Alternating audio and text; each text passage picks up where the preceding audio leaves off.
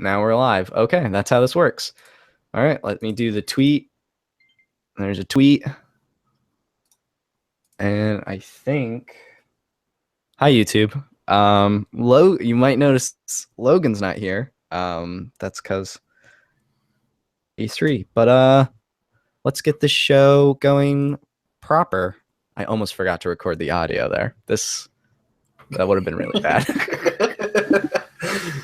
All right, let's get this show going here. Hello, everybody, and welcome to Millennial Gaming Speak 17, the Microsoft Xbox breakdown, the first of 3 episodes this week covering E3 2017 for Millennial Gaming Speak. You might notice that it is I, Max Roberts, the normally introduced as the co-host. Logan is not here any of our 3 E3 breakdown episodes. Why? Because he's actually out in LA doing E3 things for the first time ever. There's a call-in at the end of this episode you'll be able to hear where he called in after leaving the Microsoft press conference. So you'll actually get to hear his fresh hot takes after he left the theater from yesterday, from the day we're recording. So stick around to the end to listen to that. But for those of you that don't know, Millennial Gaming Speak is a part of Model Citizens Media. It's a podcasting brand and network. We have a bunch of different shows like this one. We have Behind the Pixel, which is an interview show that I host. Reeling in the Years is a music show that Logan and Michael Ruiz do. And then we have our Model Citizen show where all 4 of us get together and talk about desires. But for this episode in particular, to help fill the gap of having someone else, so it's not just me talking to you, I brought on a guest who's been on the show before, and he is probably the most knowledgeable Xbox man I know. And with me today to talk all about Xbox, EA, and Bethesda is Jerrad Wyche.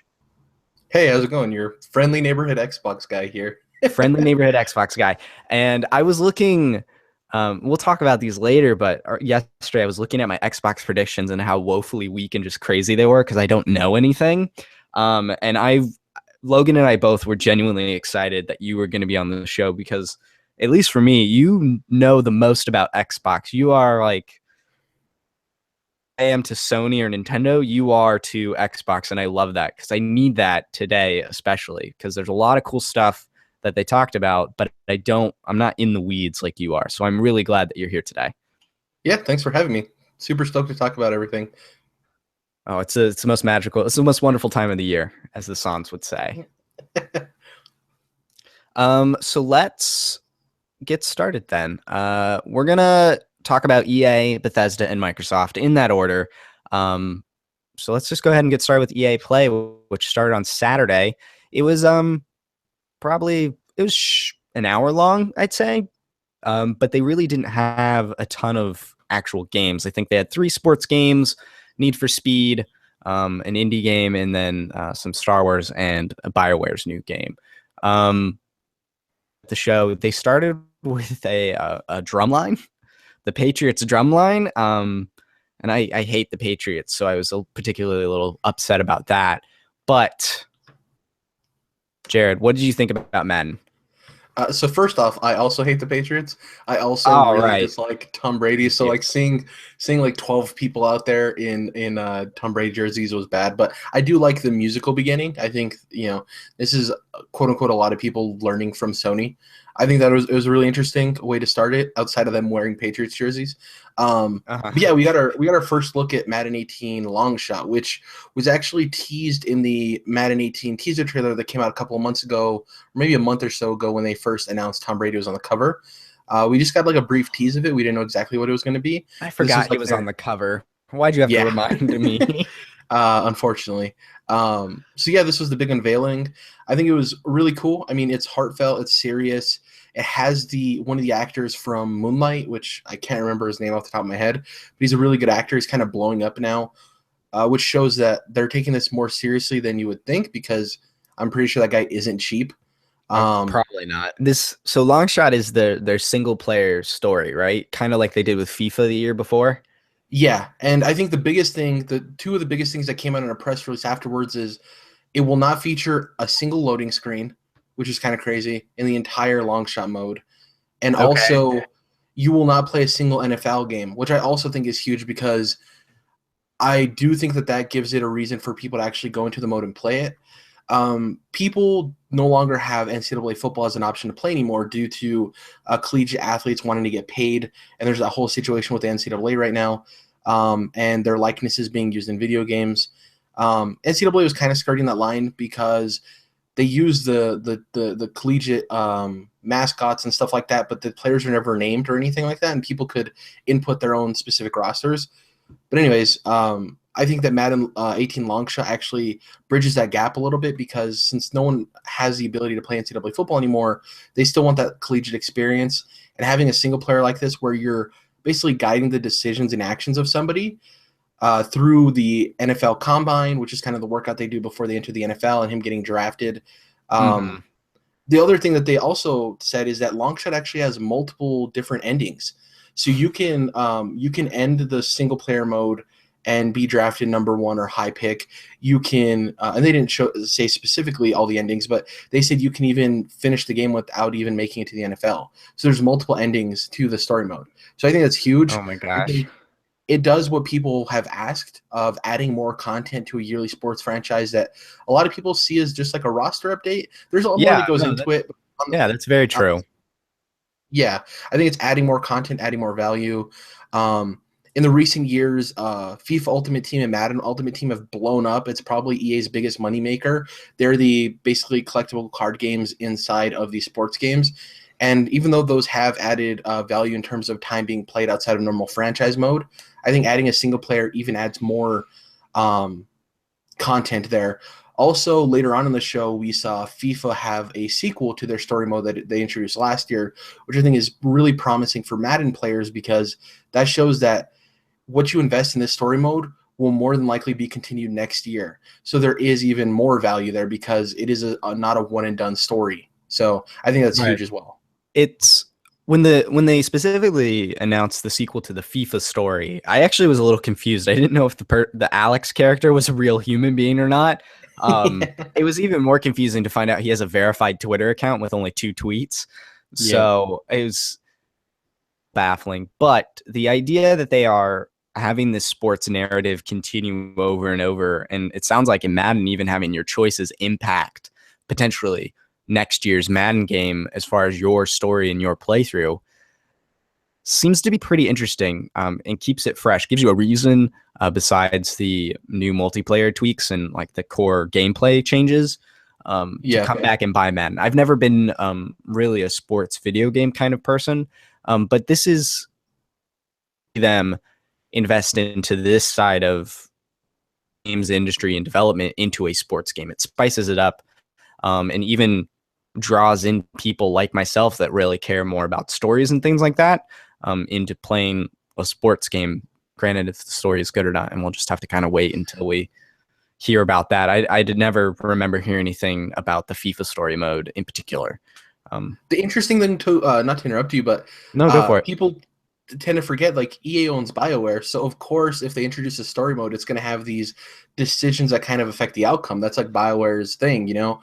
So I think EA Sports having BioWare there of like, you know, developers talk. I think a lot of times that's one thing that doesn't really get mentioned is that developers are about helping each other, and especially when they're all kind of under the same wheelhouse, they like to give each other tips and advice and things, right? So I guarantee you the EA Sports guys have at least had simple conversations with the BioWare guys of like, hey, we want to introduce these like light RPG systems of a narrative that's kind of a little bit more complicated and complex. What's the best way of doing that? What have you guys found?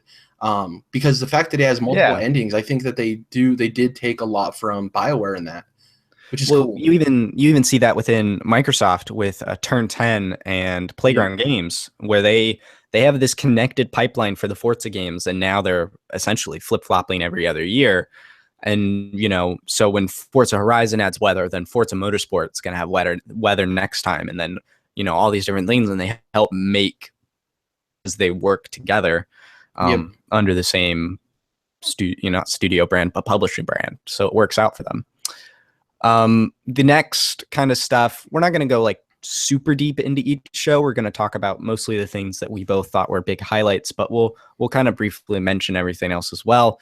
They had this thing in the middle of the show called the Creator Cave, and I'm putting quotes around that for the listeners, which looks like just a bunch of YouTube streamers and Twitch streamers kind of there doing something. I don't know, but they talked about the Battlefield 1 DLC coming out later this year, showed a trailer for that, the FIFA and some esports talk like we just mentioned.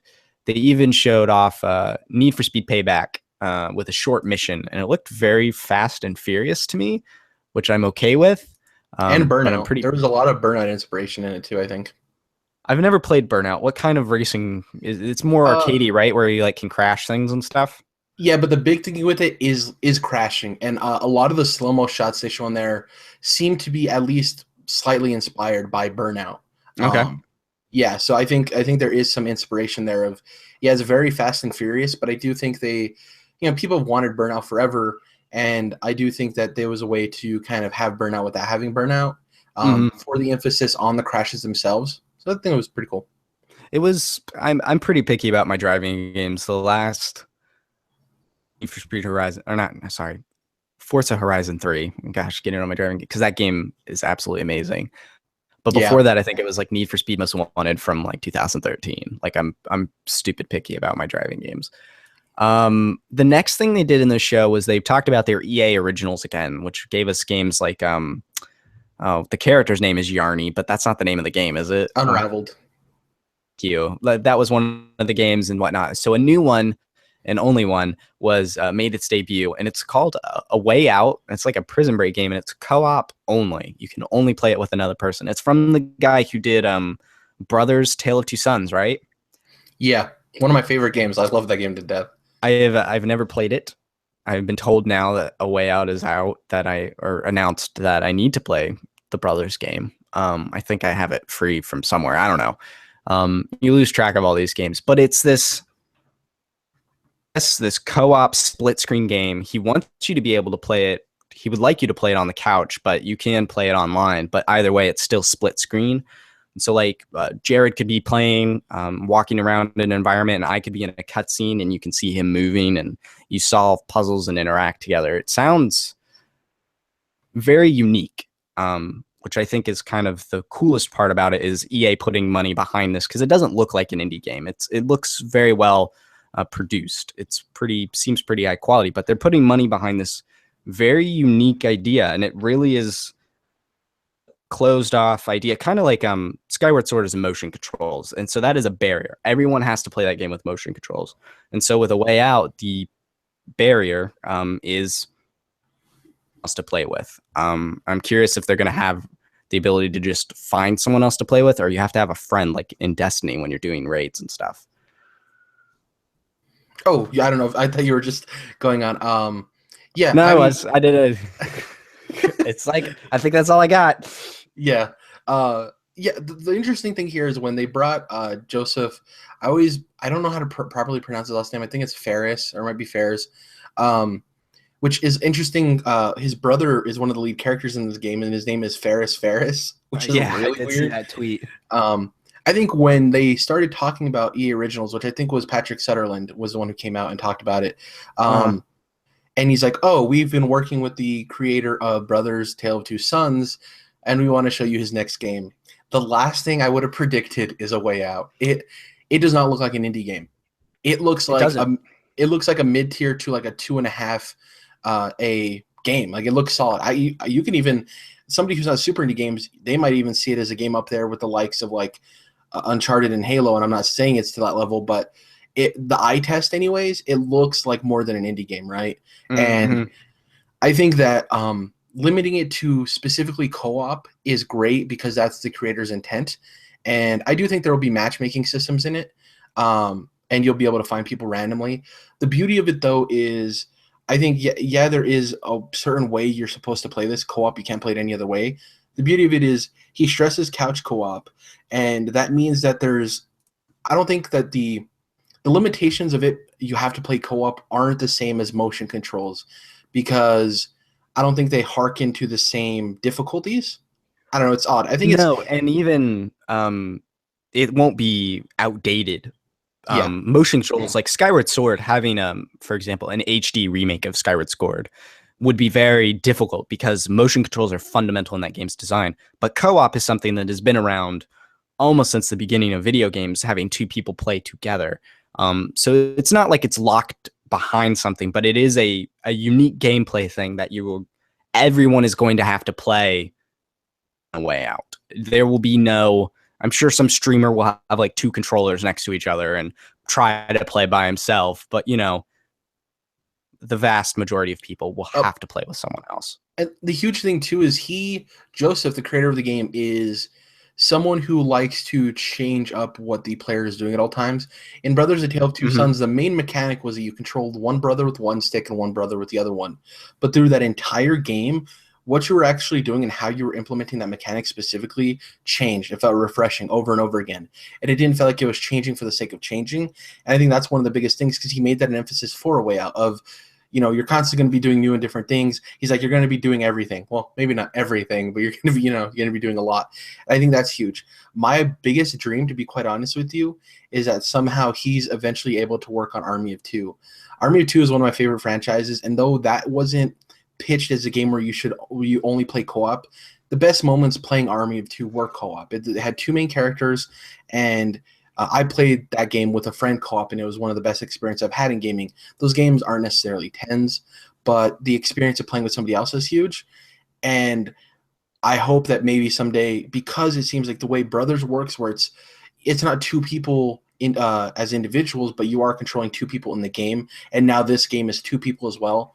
I think that Joseph has a love for these partner style things. You know what I mean? I think he likes engaging with two separate characters on screen at the same time. That's how he appreciates telling stories. So like my dream would be for him to take over the Army of Two franchise and make something great out of it. But A Way Out's cool. It's sad that it's coming out next year. We have to wait a whole year for it. Yeah.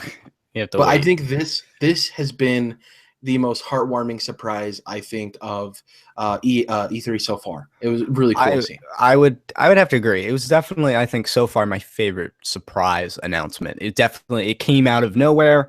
There were no leaks, no nothing. It was very exciting to see, and I hope the game does well, because then I hope EA looks at it and goes, couch co-op is something cool, and maybe the rest of the industry looks at it, because I feel like couch co-op is something that kind of was being phased out because of online and being able to play with all your friends. And then certain companies keep it alive, like Nintendo with their games, or darn it, what's another good Overcooked? Couch? Overcooked recently is a good one, and that's making its way to Switch. Like Switch has co-op baked into the system, for crying out loud. It is something that's been fun to do, and it's exciting to have a game to play with people. And even I play the Telltale games with my fiance. We do it. They're not necessarily co-op, but we make the decisions together and stuff.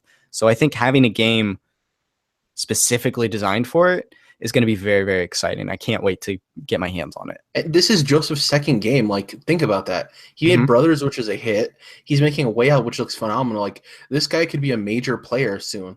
Hazelight seems like it could be a studio that a lot of people want to work with. I think EA recognizes his talent. And they're like, look at the budget they gave him, dude. Like, they've worked they gave him a budget. Yeah, they gave him a very large budget. And it's cool. I think it's really cool. It's cool to see it pay off.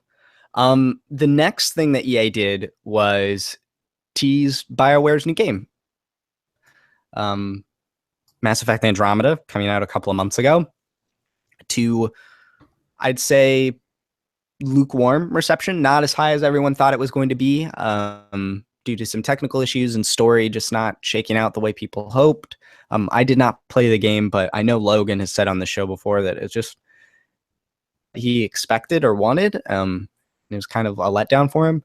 But they did like 45 seconds of Anthem, their new game Anthem, and then said, check out the Microsoft show for the gameplay reveal, which we will be talking about that later. But it's interesting to see where BioWare's really been putting, because BioWare, I guess, is two teams, and seems to be really three teams. They have BioWare Edmonton, which is Team A, which is the team that made the original Mass Effect trilogy, and they're working on Anthem. They have BioWare Montreal, who are the studio that released Mass Effect Andromeda. And they also have BioWare Austin, where Casey Hudson is at.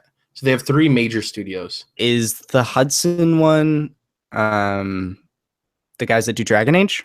No, I think they're actually working on something separately. Okay. I believe that because Edmonton's a really big team, and so Montreal was a decently sized team. We do know that Dragon Age is in development, but I don't remember exactly what team it is, and I don't believe it's BioWare Austin. I could be wrong about that, but off the top of my head, I don't think Hudson's working on Dragon Age. And then a couple other things that they closed the show out with. NBA Live 18. They gave us like a trailer. It was weird. It did have the one thing I thought was interesting was that they had like stadium, arena games, and then they had street games. And I haven't really seen street basketball since as a kid. I remember the NBA street games. So they have street stuff in 2K. Like my biggest thing. Yeah, my biggest thing is I love 2K. 2K is like I love 2K and Madden. Those are like the sports games. Madden I go to every year. 2K I can skip a year every now and then, but I'm super familiar with the franchise. This NBA Live 18 demo did absolutely nothing to prove to people that this is better than 2K. They offered a free demo coming out this fall, which is huge because you need to be able to get this into people's hands and say like, no, there's a reason to get this over 2K. And another big thing is I would strongly bet that this game does not release at $60. I think that EA is going to be aggressive on it, and they're gonna release it at a price point of $40. NBA Live hasn't been around for the last 2 to 3 years. They can't compete with 2K. They didn't show anything in this to say that it's better than 2K. I really think they're going to be aggressive, and they're going to do a price cut and plus the demo to try to get this into people's hands to be like, hey, we have a basketball game that's worthy of buying too. If they launch at 60, it's dead on the water. I strongly believe that. Okay. Phone call. Go away, Mom. Yeah, Mom. Yeah, go away. And then they closed out their show with, and this still took me back because they announced the amount of time up front, but they closed the show with 30 minutes of Battlefront 2 talk and multiplayer mostly. They played like an entire multiplayer match that was probably minutes long. It's more Battlefront. The worst way to end this show I've seen in the last like 2 or 3 years. It was too long, man. Well, not because this footage they showed wasn't cool. The problem I have is that they had the lead actress in the story mode, which she did a phenomenal job, by the way. She absolutely killed it. Yeah. The problem is they had her up there talking about how much the game's changed, how much they've listened to people. We introduced a story mode, but then they don't really show anything about the story. Yeah. Then they do the multiplayer match that shoutcasted that was really awkward. And then once that match ends, they cut back to the stage and then say bye and then leave. The weird thing, for me, it would have been better if they had her come out, talk, even if she didn't say anything about story, which I would have really appreciated it if they did a deeper dive on story mode. Her being like, thank you for watching the show. If you guys want to stick around, check out the 30 minutes of multiplayer. But for them to force that into the show, not let you know it was ending, then come back and end it right after that was a poor way to end the show. I know a lot of people like Star Wars, but you have to realize there also is a huge segment of people that watch E3 that don't want to watch 30 minutes of multiplayer gameplay, And it was a poor way to end the show, I think. Really poor way to end the show. I do hope tonight we see some single player Battlefront at Sony's press conference. Yep. I think that's where we're going to see that. I was hoping to see some yesterday or 2 days ago at EA Play, but really that was all of EA Play. Was just really 3 sports games, Need for Speed, one indie game, we'll say indie, and then BioWare and Battlefront. So they kind of here for Microsoft's conference by way of Anthem. Yeah, basically. Yeah. It's like, hey, check the show out because it's going to be cool. We're going to do Bethesda now, which happened after Microsoft, but the two don't really tie together. But Bethesda's was just so short. It was 30 minutes long. And so I wanted to just do that real quick before we do a deep dive into Xbox and everything they showed.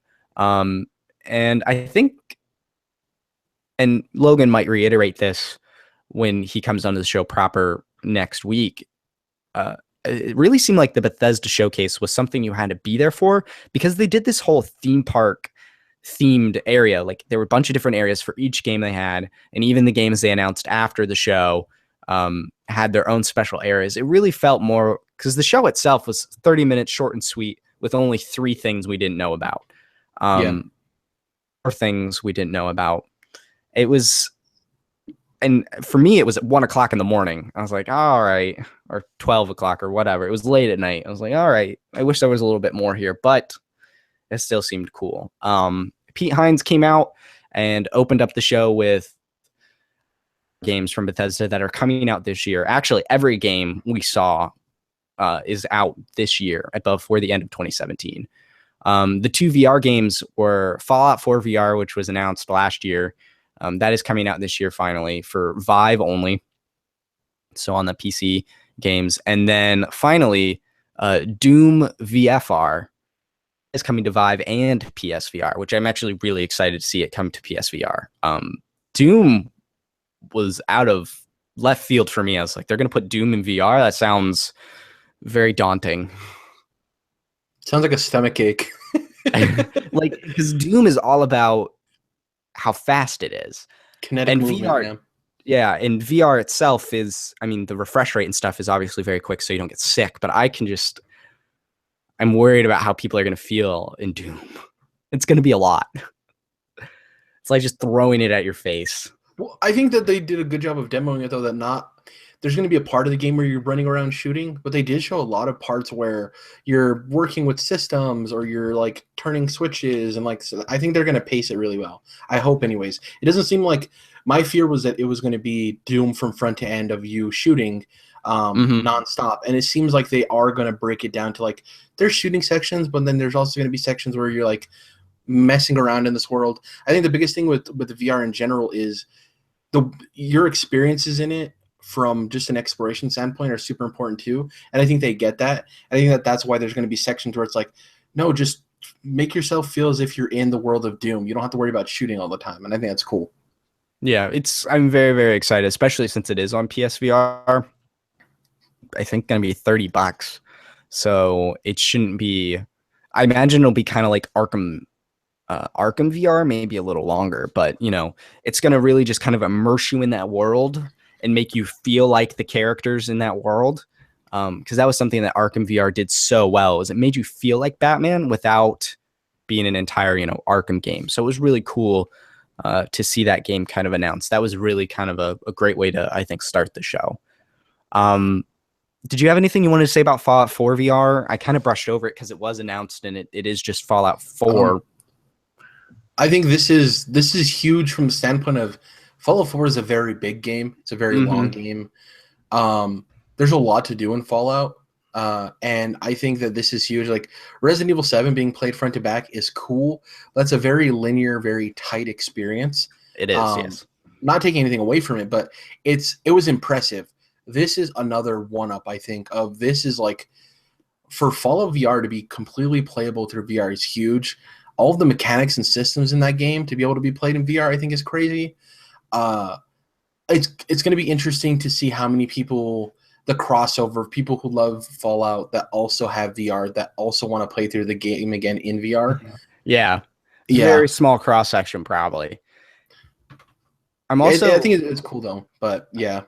I'm a little worried about Fallout 4 specifically, just as far as how I've never really dived into a Bethesda game. I rented Fallout 4 for free one time from a Redbox and tried to install, and it crashed on install. I was like, thanks, Bethesda. But I'm worried about how janky it'll be, because VR is so important to be consistent and smooth, and not jittery, or people will get sick and it just won't feel good. And I'm worried about that experience. Now, obviously it is Vive only, so it's going to be running on the top and best PCs out there. It's not like the PS4 is going to try and run this.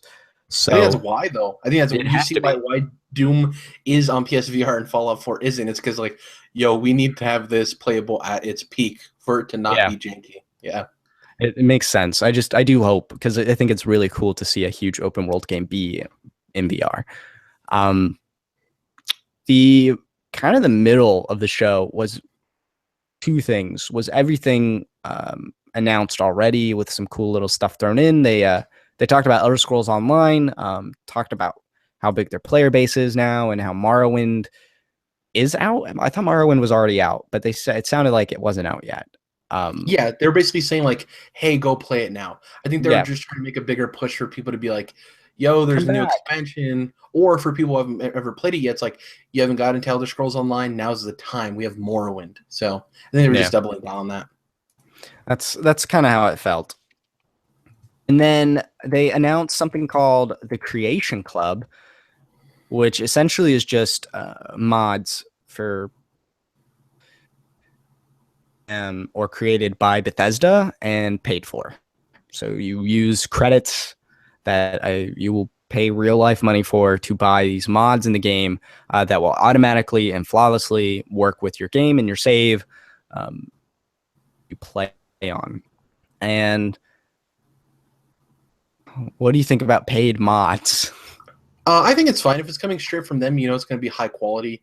I think charging for, I'm not saying, before anybody like jumps on me, I'm not saying community developed mods aren't high quality. It's just that that they're going to be polished in a way and work like the compatibility is going to be, top of line. It's Bethesda. I don't think it's bad necessarily. I think this is an interesting route to take in the future for Bethesda games, because if they develop the model of, we released the game, all the DLC is free, but we're going to interlace that with mods that you can buy. I think that's an interesting way of, hey, if you want extra content that's not just DLC, you can pay for it. I don't think it's that bad. I think the way they announced it was kind of weird because they weren't super forward on it.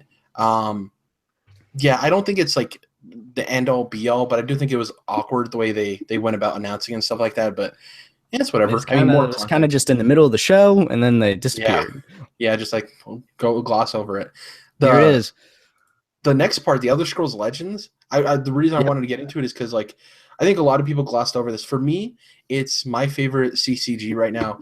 I played tons of Hearthstone. I'm not a huge Blizzard universe guy. Like I'm not a World of Warcraft person, Diablo. I love Overwatch so much, but it just didn't have enough there for me. I think CCGs are all about basically the tone of it and the lore and the world that it takes place in. And for me, I love Elder Scrolls. It's one of my favorite series ever. Like I absolutely love Elder Scrolls. So when this was announced, I was like, this is a world I want to play in. I think the card game on it, from a strategy standpoint and a game design standpoint, is really good. Gwent is cool and all, but I don't really like the systems in Gwent. I don't like the game design of Gwent. Elder Scrolls Legends, I think, is a really good card game and has a lot in its future. And the fact that they announced all this content to be coming out of the Heroes of Skyrim and stuff like that leads me to believe that people are like, oh, that's strange. Why wasn't Skyrim in it? I think the point of it is the Heroes of Skyrim, I think it's going to be, there's legendary cards in the game, right? Like any card game. And I think that the Heroes of Skyrim is going to play on people's knowledge of Skyrim. So there'll be familiar characters you remember, familiar events, that kind of stuff that directly ties to Skyrim. And this leads the way for Heroes of Morrowind, Heroes of Oblivion, all that doing stuff. A bunch of expansion packs and stuff based off the things that you know and love. And kind of what you said there, how it's a world that you love and connect with. That's why I like Gwent. Yeah. The Witcher 3. And I love, like, I have the decks, the Gwent decks back there. Like, I love Gwent, and that's part of why, is because I love the world and I love those characters. Yep. So I can see why you and other people would be super excited about it, because they love Elder Scrolls. Speaking of Skyrim, they against Logan's prediction, they did talk about Skyrim on the Switch, which I was surprised too. I was like, wow, they're actually talking about the Switch at Bethesda. And they showed off Skyrim with amiibo support, where you can get the Master Sword and dress up like Link. And Breath of the Wild outfit, yep. It has motion controls, which are, who cares, but amiibo support in Skyrim? What is this world? What happened? Exactly. Oh my gosh, that's crazy. I'm glad that they talked about it. I thought they weren't going to. I thought we were going to pretend it never existed, but it does. And they're actually putting some exclusive Nintendo stuff in it, and that's kind of cool. Don't you think, to me, I don't know, people have this weird idea of like Bethesda is doing all they can to come on Nintendo system. I think it's the other way.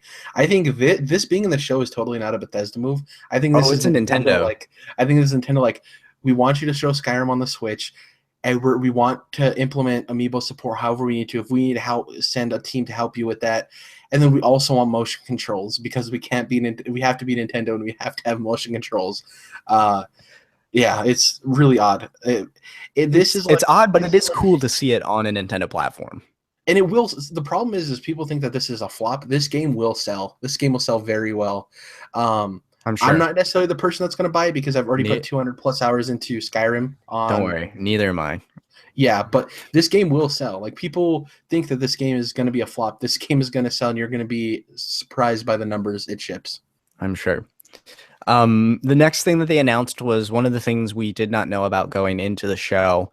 And it was DLC for Dishonored 2. It's called Dishonored: Death of the Outsider. It is out September 15th for $30, and it's standalone. Like, you can just need a Dishonored 2 to play it. They kind of just showed a cool looking trailer that was very Dishonored, and I didn't play Dishonored 2, so I have no idea what story beats they were talking about. But that DLC is coming. Did you have anything you want to say about the Dishonored DLC? Yeah, I'm not a huge Dishonored guy either. I thought the trailer was interesting for people who love Dishonored. This is great because people were worried that Dishonored 2 didn't sell enough to have any post-launch content. And this shows that it must have sold well, or that this was already something in development and they're just like, well, it's $30 anyways. It didn't take too long to develop. Let's just get it out there. I think this is great for people who want to continue to live in that world of Dishonored. I believe the 2 DLCs that came out for the first Dishonored, The Witches of Brigmore, and I forgot the name of the other one. A lot of people love those. A lot of people felt that those are better than the base game. So I wonder if this is going to follow that lead and give somebody who's interested in Dishonored even more of what they loved. So I think it was cool. Not for me. I think it being out September 15th is great. It kind of gets out before the rush of October and November. Yeah, and $30 I think is a great price. So really cool. It's that sweet September spot, just right before everything gets a little too crazy. The next thing they talked about was Quake Champions and some esports stuff. Announced a tournament for the game, and there's a beta that you can sign up for and play Quake Champions with. It looks, I've never played Quake, but based off footage I've seen of Quake, it looks a lot like it, like very fast, like insanely fast. You want to talk about a stomach ache? That thing, like running at 60 FPS on your computer, like frame rate locked, like if you're not used to that, you'll get motion sick. It's a pretty wicked fast game.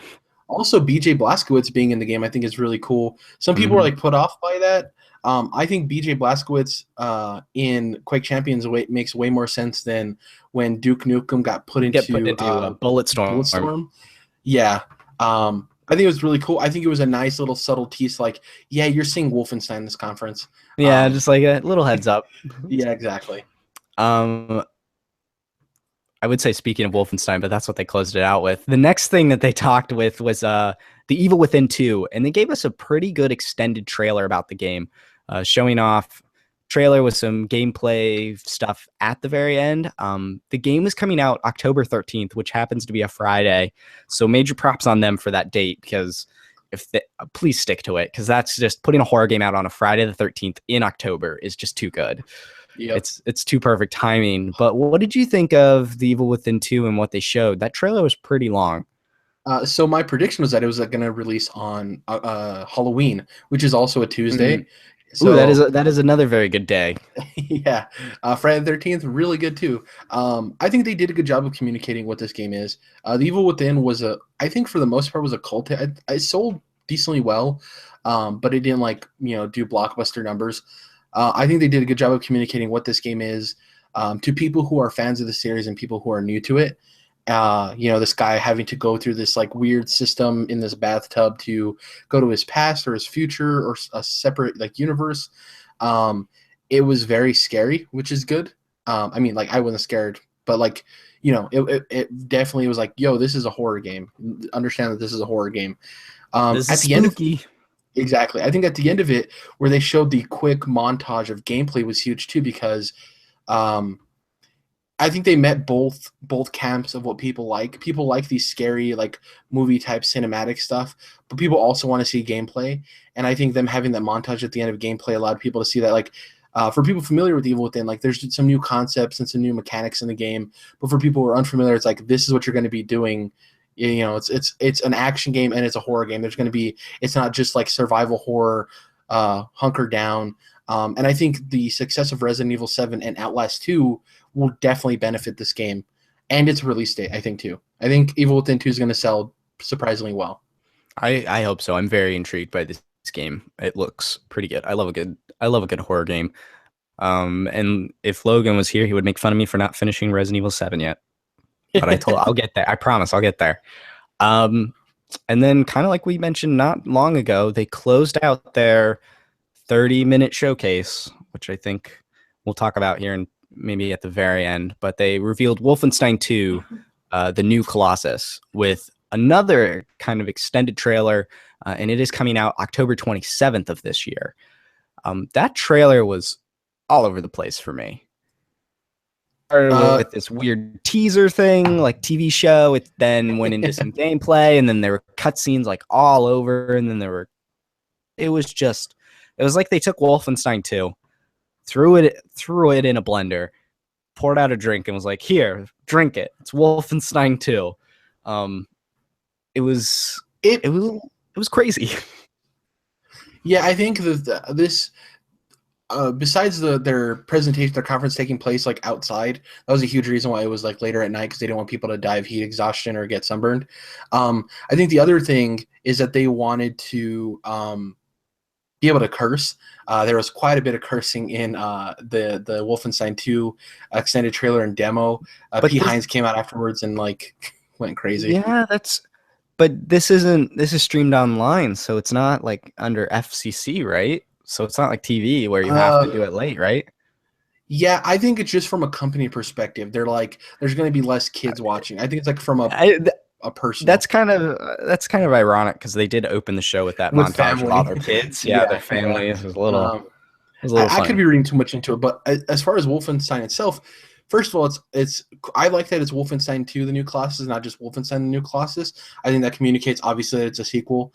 I think because they had New Order and Old Blood, I think if it was just called Wolfenstein, the new Colossus, that could have muddied the waters of like, oh, is this another standalone expansion DLC thing? Is this a sequel? Which one's first? Is it the New Order, the Old Blood, the new Colossus? Like, where are we falling here?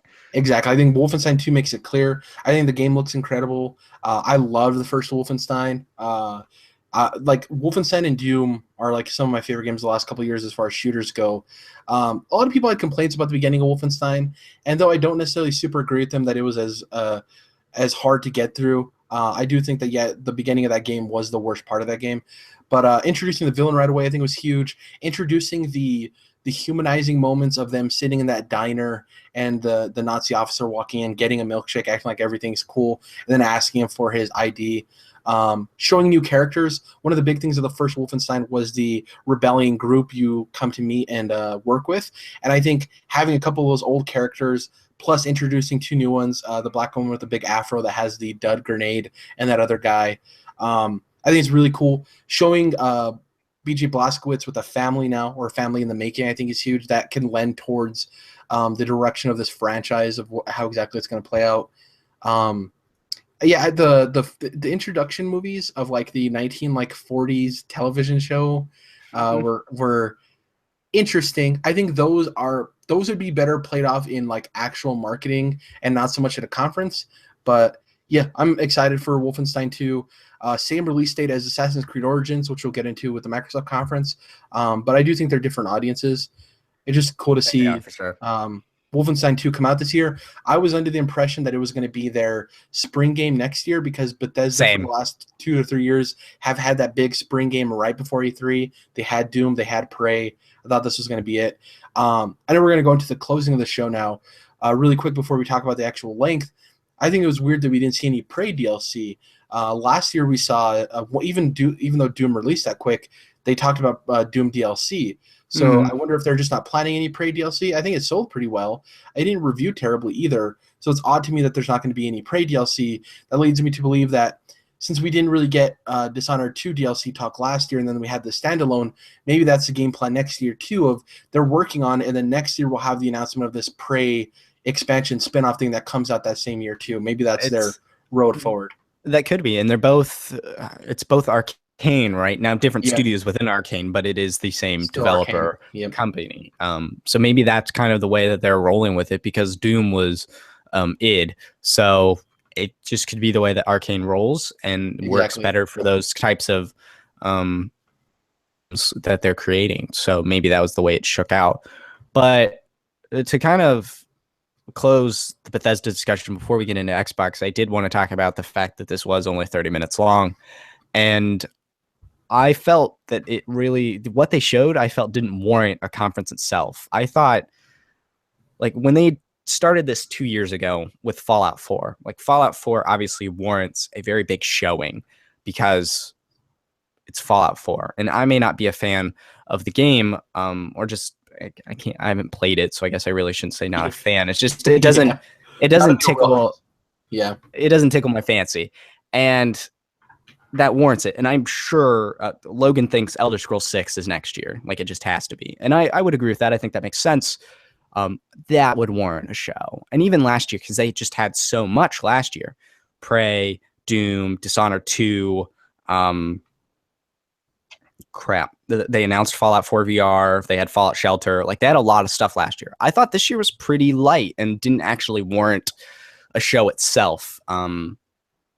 I wasn't like, Bethesda, you wasted my time, because they announced cool stuff. Like I mentioned, the Doom and Evil Within and stuff. Like, they're games that look cool and I might pick up or I'm interested in, but I don't know if it really warranted the flash and buzz of a E3 press conference. I think the way I look at it is, this was an off year for them in terms of, they still have great games coming out, but it was an off year if they didn't have the big bang game. The thing is that we heard that we were possibly going to see their new IP here. People are like, oh, we still might see it at PlayStation. Bethesda doesn't really, if they don't show it at their own show, it's more than likely going to be at Microsoft. They partner more with Microsoft than they do PlayStation almost every time. Mm-hmm. So I don't think we're seeing anything new from Bethesda at a PlayStation's conference. We might see Skyrim Switch again at Nintendo, which I highly doubt, considering their conferences. Like, you talk about short. This one was 38 minutes. That one's going to be 25. It's confirmed 25. I was hearing 30. It was going to be 30, and then they were saying it's 25 minutes. So I don't know. The thing is that I would please Super Mario Odyssey be good. On the surface, I completely understand the argument of, like, you had two big announcements. This could have just really been a press release and put these two into other conferences. The thing is that in order for Bethesda to continue to have these conferences, because they are going to have the years where they show off the Elder Scrolls and another Fallout and stuff like that, I think that this was enough, and it was concise enough that it's like, okay, this wasn't your best year in terms of, like, pacing, and it was a little bit fillery, but I understand why you kept doing it. And like I said, for consistency's sake. Exactly, and I appreciate that it was concise. If this, oh my gosh, I couldn't imagine if this dragged long. If it was an hour long, that would have been terrible. But it was short. They got in, they got out, and though you can say that they shouldn't have had a conference, at least they were smart enough to be like, yo, let's not try to make this as long as we can. Let's just try to get all the information we need to get out and then leave. You know what I mean? Oh my gosh. Could you imagine if they were like, and now here's Elder Scrolls Legends, a match, shoutcasted.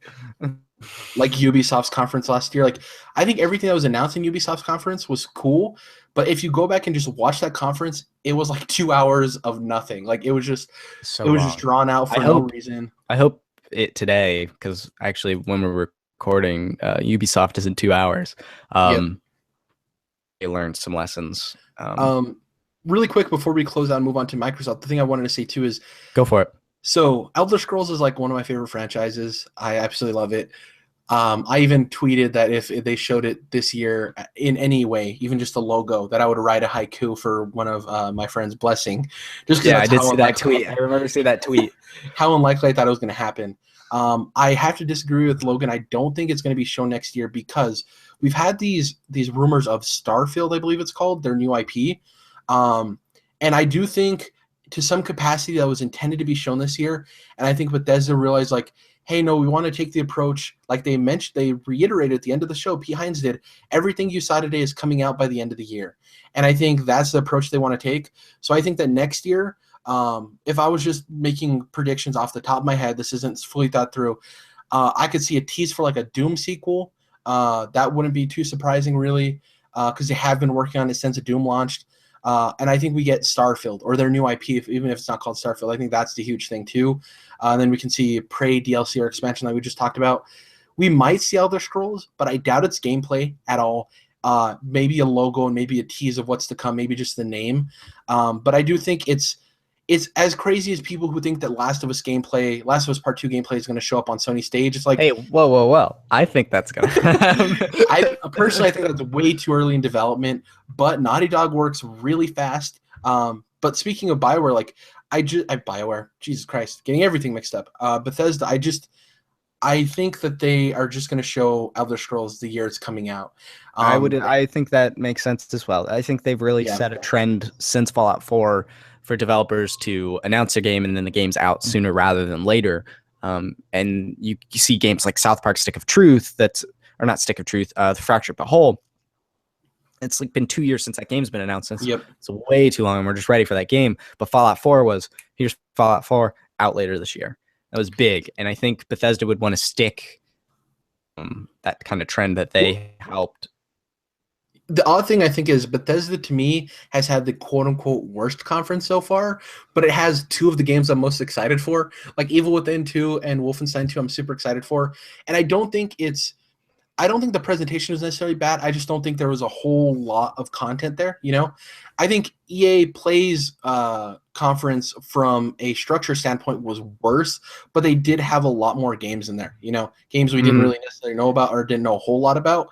It's this odd balance of structure, length, and content. Because you could have. Sorry, go ahead. Yeah, you're absolutely right. We're about to get into it with Microsoft because Microsoft really had to hit. They had to hit all of those, and actually, you ready? You want to just talk about Microsoft? Yeah, I'm always ready. I brought you on here. This is it, folks. This is the moment we've been waiting for. But actually, before we get into the show, I asked you and asked all of our guests for the E3 shows to bring your predictions that you had for the big company, because I kind of want to compare and contrast ours with yours, and before we, with all the news in hindsight.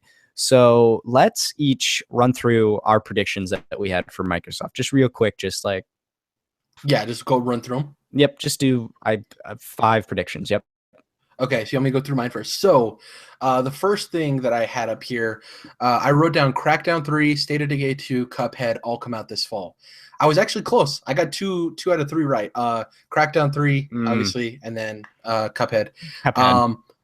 Yeah, I said 2 new IP, which we can talk about later, but I don't want to spend too much time on to actually go through my list and see if that actually occurred. Yeah. Banjo-Kazooie remaster, Crash Bandicoot style. Devil May Cry will reveal itself. I said Project Scorpio would be called Xbox One P for Xbox One Premium or Xbox One Titan. Neither of those occurred, obviously. I said the price point would be $449 or $499, obviously. Okay. And my last one, because I had a bunch more, but I'll just do my last one. PlayerUnknown Battlegrounds coming first and exclusive, and I nailed that one. You nailed that one right on the head. Yeah. Mine, really quick, for those that didn't listen to our E3 predictions episode last week, I had Project Scorpio will be called Xbox Elite. It'll be priced at $499.99 and will launch September 19th. Crackdown 3 demo, and will launch with Scorpio. I said Tomb Raider 3 will officially be revealed, the Shadow of the Tomb Raider, and also we'll get a teaser for the Marvel game that's coming from Crystal Dynamics. This is how crazy I get here. You ready for this one? A Halo spinoff is revealed. It is an episodic telling of Chief's side of the story from Halo 5 and how the whole, I think they're called Blue Team, comes together. Yeah, that's how crazy I am. And then last but not least, probably the farthest out there, Banjo 3E being co-developed by Playtonic and Rare. They're doing it together. So we both wanted something Banjo, which is cool. We did. I was crazy. Also, I was with you. I also thought they were going to do a non-mainline Halo game. They didn't do that. So no Halo or Gears mentioned. And it was still a great show. How crazy is that? Xbox, they did it. So let's dive into the press conference. Yesterday at 5:00 Eastern Standard Time. It was going into the show. I think Microsoft had a lot to show and prove because it was the announcement of Scorpio in full. And a lot of people were worried about the games and content things for Xbox, because you've got the Switch, which is doing something unique with its platform as far as the portability aspect goes and constant multiplayer.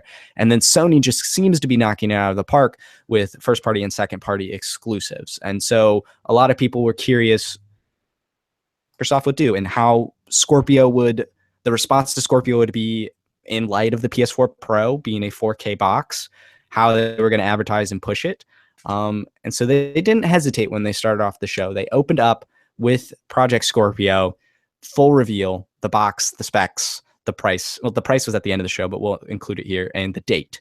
It is officially called Xbox One X, which if you put the abbreviation together spells Xbox, so it's kind of smart, I guess. I prefer Elite because that matches the branding with their controller, and also would have got me the prediction.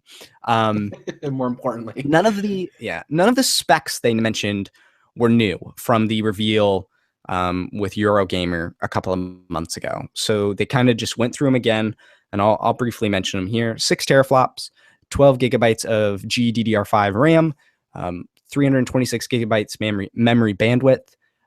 They didn't say this on the show, but later we heard it was a terabyte hard drive. It is the smallest Xbox ever, apparently. It is smaller than Xbox One S, which I thought was kind of impressive. And it launches November 7th of this year at $999 US dollars, $500 US dollars. It's easier to say that. What is your impression of the Xbox One X as a box from like the box perspective and all the things they talked about here? So one thing they didn't mention at the conference, but they mentioned about a week or so before the E3 presentation, was that they actually unlocked an extra gigabyte of the GDDR5 RAM for developers. It went from 8 to 9, which I think is huge. That gigabyte can mean a lot for developers. I think absolutely can. Yeah, it's bigger than people really talk about. The box looks really nice. The funny thing to me, and I think this is hilarious, is that when PlayStation announced PlayStation 4 Pro, they made their already existing PlayStation 4 Slim bigger. Like they just added another layer to the cake. Xbox comes out and announces their basically beefed up version, and it goes off of the Xbox One S design, but it's even smaller. So I just thought that was hilarious. It is honestly impressive that they put that much power in such a small space, and it has liquid cooling vapor chamber in it because they do not want this thing overheating. The box from a design perspective is super impressive. Sleek. It is. To me, it looks like One S, but since it's all black, this matte black, and the entire back and sides are just vents, it kind of reminds me of the PS4 design, except just not. I am curious how quiet this thing is, because one of my favorite things about the Xbox One and the S, even though I don't own an S, but I have friends that have it, is just how quiet it is. It is a silent machine. Just how quiet this box is, but the amount of power that they packed in that tiny box, super impressive. Well, even their design choice for the disc tray of like, it's not on the top block, it's actually hidden underneath. It's in between the separation of the two chunks of the console. Oh, that's really is huge too. Yeah, it's the so like, you know, on the Xbox One S, how the disc tray is kind of on the top left in the middle section of the top rectangle. It's actually in between the two rectangles now. It's like kind of like hidden for the most part, which is super cool for design, because it just looks nicer on the entertainment just system, sleek, and just gonna sit on your shelf and blend right in. It is so what do you think about the date and the price? November 7th, $500. So the day is a little bit later than I anticipated. I actually thought it was going to come out in October. I thought it was even sooner. Yeah. The price is well, both of us guessed. It's not surprising to me. I think that them not going $400 kind of shows that they want this to sell, but they're really banking on the games and the Xbox One S selling. Which Phil has said in interviews in the past. Exactly. That this is a premium product. I do think it's still affordable for those who are interested in the performance aspect of games, not just 4K. Yeah, everyone would like it to be cheaper, but I still don't think it's crazy. It's not like crazy expensive. And like I said, they didn't harp on the price too long. They didn't harp on the box itself too long. At the beginning, when they talked about their 3 pillars of power, compatibility, craftsmanship, people are like, oh God, they're going to just go over the teraflops and all this crap again. They didn't. They skirted over it really quickly. The biggest thing I want to say too is they were this is what Sony should have done with the PlayStation 4 Pro announcement. They just talked about 4K this, 4K that, 4K this. Xbox came out and said, hey, you know what? There's going to be super sampling for your 1080p TVs. You don't have to worry about having a 4K TV. This is going to make your games run better. Oh, guess what? It's also doing more. It's making all of your games run faster. The UI is going to be better. Like, they made all of the announcements of why you should own this, even if you're not even interested in 4K at all. And I think that's huge because I know a lot of people who don't own 4K. It's not a consumer-facing product yet. It's like kind of still expensive. And them saying like, hey, you have a 1080p TV. This works for you. It's great. Oh, you didn't even really care about how pretty your game looks? Well, your games will load faster, so you don't have to worry about having to wait through terrible load screens. I think them saying all of that quality of life stuff is huge, and I think they learned from the Sony announcement of like, yeah, it's cool to talk about the 4K stuff and how powerful it is. That's great. But we also want to say why this is important to those who aren't interested in 4K. And I think they did that. I think it was they did. You're absolutely right. And PS4 Pro does some of that quality of life stuff, but the problem was Sony didn't say it on stage. Yeah, they didn't talk about it. And the message became 4K, 4K, 4K. Yep. The date was obviously later than I predicted, but just kind of later than I expected in general. October I thought would be fine as well. The first week there in November works, I think. The $500 is $400, but the difference between these two boxes, besides physical appearance and obviously the games, is the PS4 Pro just upscales things to 4K and HDR. Checkerboarding, It's not true 4K gaming. The Xbox One X is true 4K gaming. It is pushing 4K graphics to your TV, and that is the difference. That really is kind of the bulk of that $100 price difference. It also has a proper 4K Blu-ray player, which for some reason Sony didn't put in their own box, even though Blu-ray is their technology. I don't get that at all. That's really the $100 price difference, and I think that's fair. That's the exact price I predicted. It makes sense to me. I've seen some, I don't want to say backlash. I've seen some criticism, hot takes on Twitter that was like, I paid $500 for an Xbox One already. Like, why am I doing this again? This is a very premium product. While it does do some quality of life stuff like we've talked about, obviously the biggest push of this is the 4K. And I still, just like the PS4 Pro, I don't think you need this unless you have the 4K TV for it. Or if your launch Xbox One isn't working or is malfunctioning, just like with PlayStation 4, of like, hey, there's no point to, if you're going to be buying a new one, why would you buy the S? Just, save a couple of extra bucks, because this one's going to, how would I say this? The Xbox One X and the PS4 Pro, their life cycle is going to be longer than the slim models as far as performance, right?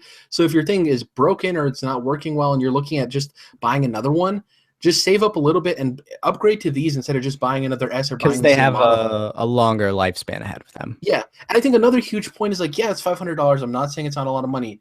But the thing is that if you buy this, you have all of your Xbox 360 library that you already had available to you. You have all of your Xbox One library entirely available to you. 360 library. Where's Splinter Cell Conviction? Where is Splinter Cell Conviction? I'm saying everything you already have on your Xbox One, right? You already have. It's completely compatible. And this fall, original Xbox 2. On top of the fact that this, just like with PlayStation 4 Pro, I'm assuming PlayStation 4 Pro. It's probably the case. This already works with all the accessories and controllers you have. So it does. There's these extra costs that you normally would have to buy with the new console that with PS4 Pro and Xbox you don't have to, because your stuff already is compatible. And I think the power difference is huge. Like the checkerboarding is way different than native 4K.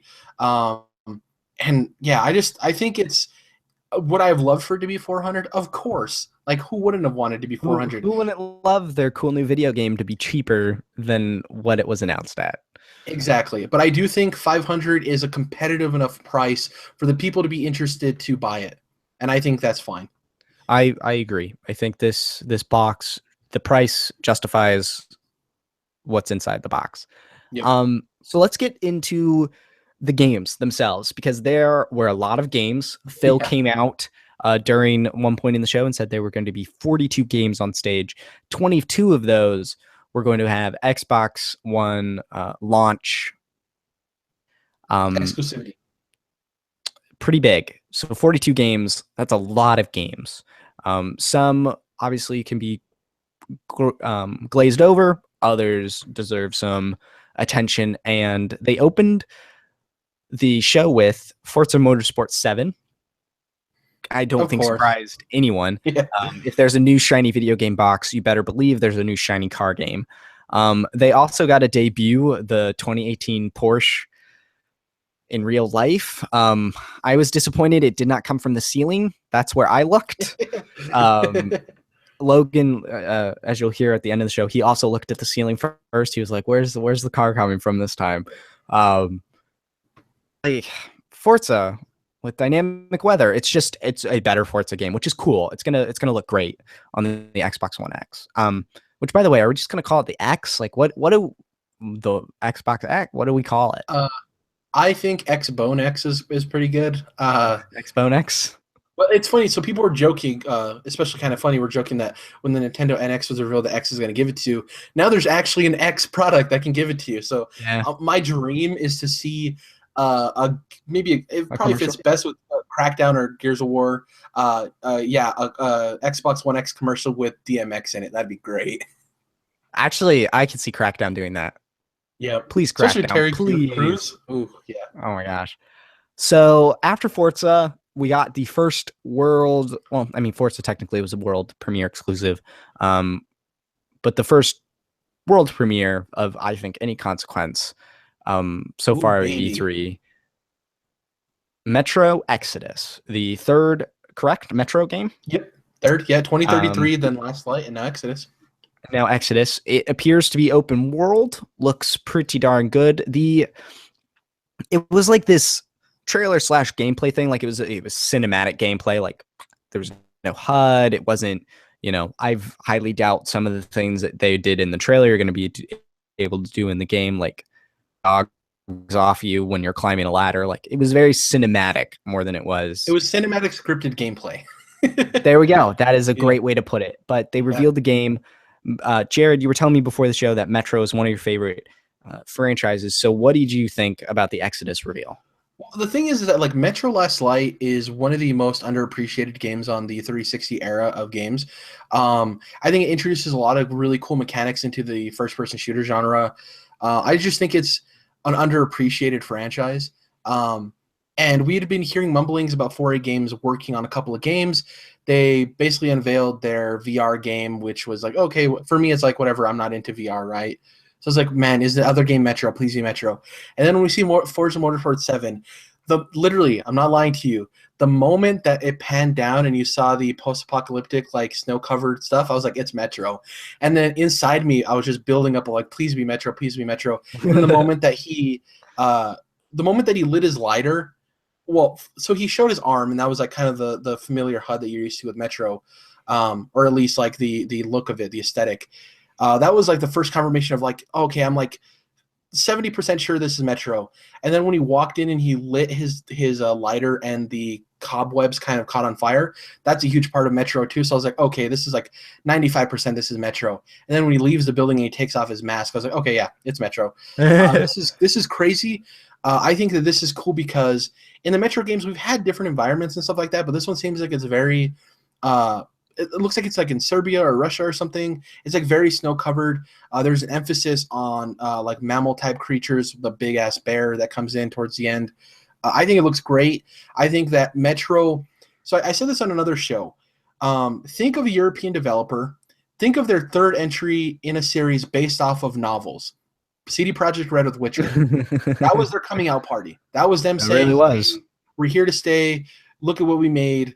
And I really hope that this is 4A Games 4A into the limelight and the spotlight because the Metro games are fantastic games. They're always on sale, so if you haven't played them, go get them. The Metro Redux are usually on sale for like $10 every PlayStation and Xbox sale. I definitely think they're a game worth playing if you like first-person shooters. And Metro Exodus looks like 4A Games is taking it to the next level, and they want this to be their baby that sells well to the world, and I'm super excited. If I was there like Logan was, you would have heard somebody shout at the top of their lungs, and you're like, "Was that Jerrad?" And yeah, it would have been me. It would have been you. I'm curious to see real gameplay, and kind of how it works. One of my favorite things, and I hope this is in the game, was when he did come out of the underground area and took off his mask. He then pulled out a map, and it was actually a map in his hands, and he was hopefully navigating with that. That was one of my favorite things in Firewatch, was the real map in the hands, and that I think is a really cool way to have a user interface without being obtrusive. Like, it's not in the way. It's it lends to immersion. It's immersive. Immersive. Yeah. Thank you. That was the word. I hope that kind of is cool. It looks. I got a little Fallout kind of vibe from it, just like this. I've never played a Metro game though, so this decaying world with mutant monster things. So I'm curious to see more, but it was cool to see like just a big world premiere first right off the bat. That was a really big thing, and then a lot of world premieres, and maybe I won't mention what each one was. World premiere for a game that really didn't need a world premiere because we knew everything about it before it was shown. Assassin's Creed Origins, both the trailer and gameplay were debuted in glorious 4K for everyone to see. Set in Egypt, the trailer's pretty cool. There was a giant snake that Logan was very excited to see. And then the gameplay, which showed off some RPG elements and other things like that. It looks like a year break from Assassin's Creed really paid off. Yeah. I hope we see a little bit more today at Ubisoft, but we'll see kind of how it all shakes down. But color me interested in Assassin's Creed Origins. I think the demo we see at Ubisoft today is going to be, so we saw, on Microsoft stage, we saw the assassination demo, right? Of like, here's the target. We're going to show you us going in and getting the target. I think this one is going to play more towards the world of Egypt because that was very linear and focused. And I think on Ubisoft, we're going to have a bigger presentation. I think it's going to be showing us interacting with the pyramids. I think they're going to explain that whole snake fight section. Are those boss fights? Are there boss fights now in Assassin's Creed? I think that's pretty huge because they introduced a lot of RPG. Assassin's Creed 2. Yeah, and I think that the biggest thing is that Ubisoft needed to show why you should buy Assassin's Creed again. They needed to show you why this was a different game, why you should buy this game, even if these games come out they came out every year until obviously they took a break. And I think adding all of those RPG elements, focusing on the bow mechanics, which we saw how well that played for Horizon Zero Dawn. A lot of the even assassin mechanics of like shooting the arrow and being able to aim the arrow is crazy. I was like, what the heck? What black magic is this? Actual eagle vision, though I think it was a falcon or a hawk. It is a falcon. Yeah. Everyone's like, it's an eagle. I'm like, it's a falcon. But it is like actual eagle vision, right? Through a falcon. Yeah, bird's eye view. Exactly. One thing I loved is that they didn't show the jump of faith at all. That's usually like a go-to in every Assassin's Creed. Was part of my prediction for it. I'm hoping I see it today. It'll be off of a pyramid or the Sphinx or something. I guarantee you. That's what my Ubisoft prediction was. Assassin's Creed Origins demoed. Shows leap of faith off the pyramid. Gameplay's opened up. Makes Max excited. That's hilarious. Really I do so. I could be incorrect on this fact, but I do believe that the director of this game is the same director from Black Flag. I remember reading that somewhere. That could be a wrong fact, but I'm pretty sure that's correct. And you see that throughout this game of like, there's sections. Obviously, there's like weird boating, sailing sections, but it just seems like there's a lot in it that make it more than just Assassin's Creed. And for some people, that's like, I just want my core Assassin's Creed experience. But for a vast majority of people, they want more than that. And I think they sold this to people who were hesitant. And I think that's all they needed to do. And I think they got the job done. I think it looks super interesting. The physics engine in the game is really cool too. When Bayek, the main character, is on his horse coming through that little like Shantytown City. Mm-hmm. His spear actually interacts with the banner and it moves it out of the way. Normally in games, that would clip. But the fact that there's a physics engine in it that actually does that kind of stuff is the small stuff that I appreciate because I want to be a game dev one day. So it's like, that's cool. The attention to detail is really nice. I love it when games have crazy attention to detail. Rockstar and Naughty Dog, I think, are the kings of attention of detail. You know, in GTA 5, the flip flops actually flip and flop. You know, it's just like, it's unreal. The next thing they talked about was the prediction that you hit the nail on the head. PlayerUnknown's Battlegrounds is coming to Xbox first. It's launching late 2017. They did not say this at the show, but I assume it will be a Xbox early access type title because it's early access on PC. I don't see this being some sort of final build. Also, the guy who created the game, so really quick, he's the one who also created the H1Z1 King of the Kill. So he invented this genre for the most part, the battle royale kind of genre. He has stated the reason he moved on from that game and made PlayerUnknown Battlegrounds is because he didn't like how they introduced microtransactions before the game was even finished. And his goal is to work with the community to make a finished product and then still reiterate on it. But he wants to ship this, make it a full release as soon as possible. So it could be that when it does become a full release, that's when it comes out on Xbox as well. Okay, that is very interesting because I just assumed it would be early access. But the game is launching on Xbox first. This is big. My roommate plays this game all the time. It's one of the top streamed games on Twitch right now. It is, a lot of people are talking about this game. I think it's a pretty interesting idea. The way my roommate explains it, you're on an island, there's 100 people, the ring gets smaller and smaller. You gotta be the last man standing. Very cool that Xbox reached out and got this window of exclusivity because this is the kind of stuff that I personally think that Microsoft needs. It's like the second party exclusive stuff. It's like, this game's hot right now. Let's get it on our box. I think that's really, really important. Yeah. And do you remember when H1Z1 was supposed to come to PlayStation? That never happened, which is weird. And it still hasn't happened. I guess, yeah. Yeah, that was supposed to be a thing that happened. Wait. And I think that's partially why this guy left that company and started this, because he was really frustrated with them being stuck in early access, introducing microtransactions. A big problem with early access is games never being completed. And he's said over and over again that he wants to get this completed, have it released. Then there will be updates and stuff, but he wants to ship a completed product before they do anything microtransaction related, as far as like crates and stuff, weird stuff like that. So this, you could honestly circle this for Xbox and say there's a legitimate case that this was the biggest announcement of the show from an outsider's perspective of the amount of people that are probably going to buy and play this game. It's a phenomenon. Like, it's a huge game. It's really taken the community by storm. Yeah. Probably actually, as I look at the list of the whole show, probably besides the Xbox One X final stuff, probably the biggest announcement of the show. Yeah. Couple of things they did was they put up a trailer for a game called Deep Rock Galactic. Your dwarves in space mining things. It was a trailer for a game. Then they did a State of Decay 2 gameplay trailer kind of fusion thing with a spring 2018 release window. Apparently State of Decay 1 was pretty big, and State of Decay 2 promises to be even bigger. Did you have anything you wanted to say about State of Decay? I know this is kind of a bigger one. Well, I think going off of this, and obviously later we're going to talk about Sea of Thieves, but both these games are early 2018, and I think that Xbox not realized, but like they have games coming out this fall too, and I think they could have easily packed in this fall with all of the games we're going to get into, obviously, plus State of Decay 2, plus Sea of Thieves. But I think they realized that, like, yeah, you can do exclusives in the spring too, and they work out fine. Look at Nier Automata, Neo, Horizon Zero Dawn, Persona 5.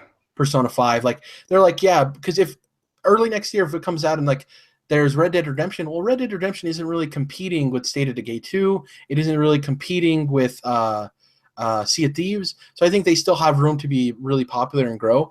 As far as State of Decay 2, I think it was an okay presentation. I'm excited to see the future of Undead Labs, just like with Joseph Ferris with EA. I think the leap from State of Decay 1 to State of Decay 2 is huge as far as gameplay and everything and polish. Obviously, there's some weird stuff with animations, but they are a smaller studio. I think the depending on how well State of Decay 2 performs and is popularized, I think Microsoft could give them a giant-ass budget for their next game, and we could see a huge evolution in the future of Undead Labs as a developer. I think they have a lot of potential, so we'll see. We'll see how it all shakes down. The next game was something called the Darwin Project, and this looks like a multiplayer fighting kind of game, Hunger Games style game. Nowhere, a man just started shouting, just yelling, like trying to get us all excited, even threw in a mixer plug, which is Microsoft's rebranding of their game streaming service. The funniest thing so far from E3, it was weird. Next kind of big announcement they did was Minecraft. Some big stuff that actually got me excited, and I don't even play Minecraft, but I have been looking into getting it for Switch. And part of why this got me excited was they announced a community marketplace where you'd be able to buy, similar to what we talked about Bethesda with the Creator Studio, buy mods and community things like that and be able to sell and share things there. Servers in game, which I think these two, then there's also cross-play between all the platforms except PlayStation, which isn't a surprise because Sony is pretty closed off about, like, even Rocket League. The people were talking about crossplay between Xbox and PlayStation for Rocket League. It's really dumb on Sony's part, I think, man. It is. But don't worry. It's weird. But so it's about unifying the Minecraft community, and I think that's really, really big. Because it's stupid huge. It's unreal. But I like the idea of being able to play with my friend. He's 14 and he plays Minecraft all the time. He has it on his computer, his Xbox, and his Switch.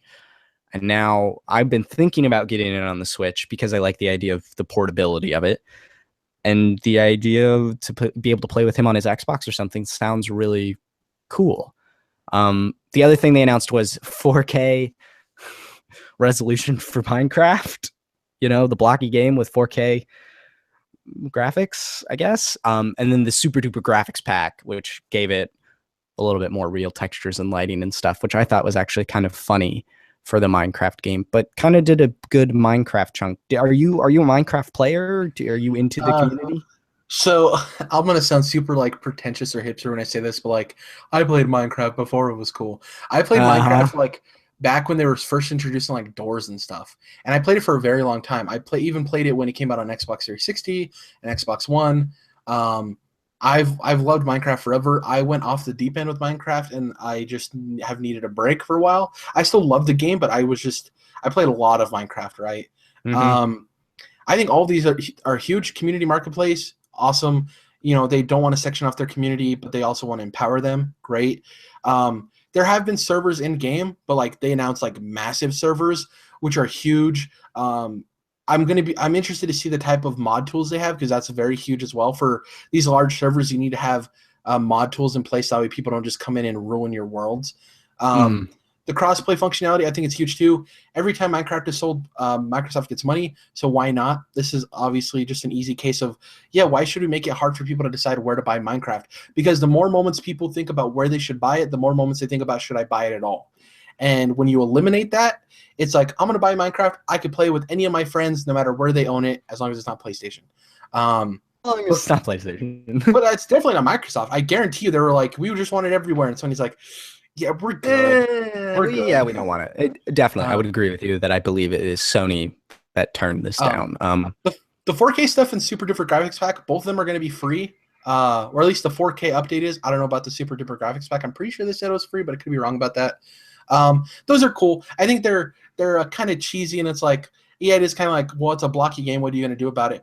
But you would be surprised the amount of people that if they see that Super Duper graphics pack running as opposed to the base Minecraft, it'll get that some people interested that weren't, just because of the water dynamics and the shaders and lighting and stuff like that. I think it bumps it up enough to where some people won't see it as, so generic or childish. I don't want to play that. I'm a man. I think that could help. I will not play a child's game called Minecraft where you fight creepers and blow things up. I will build my own castle and I will be the king of it.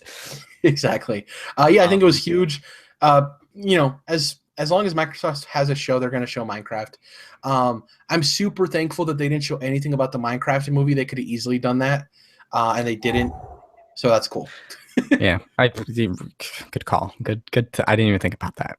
Yeah. The next thing they talked about was they acknowledged Japan exists, and it was they kind of had 5 games kind of come out boom boom boom here, longer chunks of trailers and stuff, and some of them were cool, some of them I'm not particularly interested in, but they're worth mentioning anyway. The first one, which I am interested in, Dragon Ball Fighters with a Z there at the end.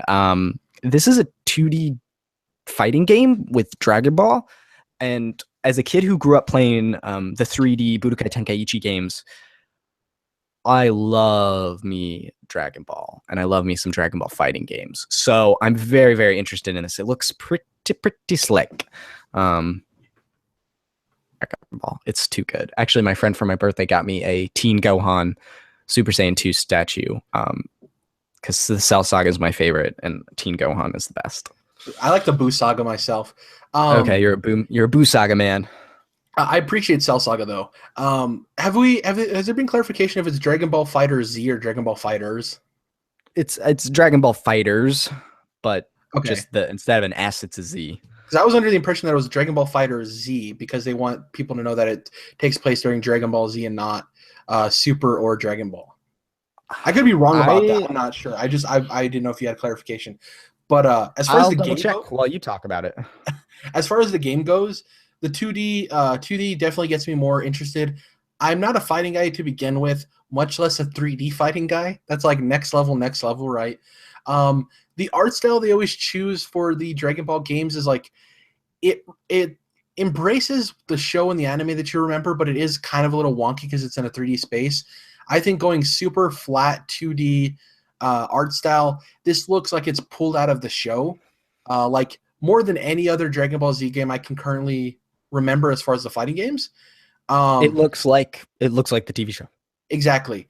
I'm super interested. It's from the guys who make the Guilty Gear fighting games, which are some of the most respected and longest running fighting games in the community as far as competitive. And the game looks very well polished. It's not the dream Dragon Ball game I personally want, but it is. I'm actually thinking about buying this one. Xenoverse never hooked me. It looked like a generic way of doing an RPG in Dragon Ball.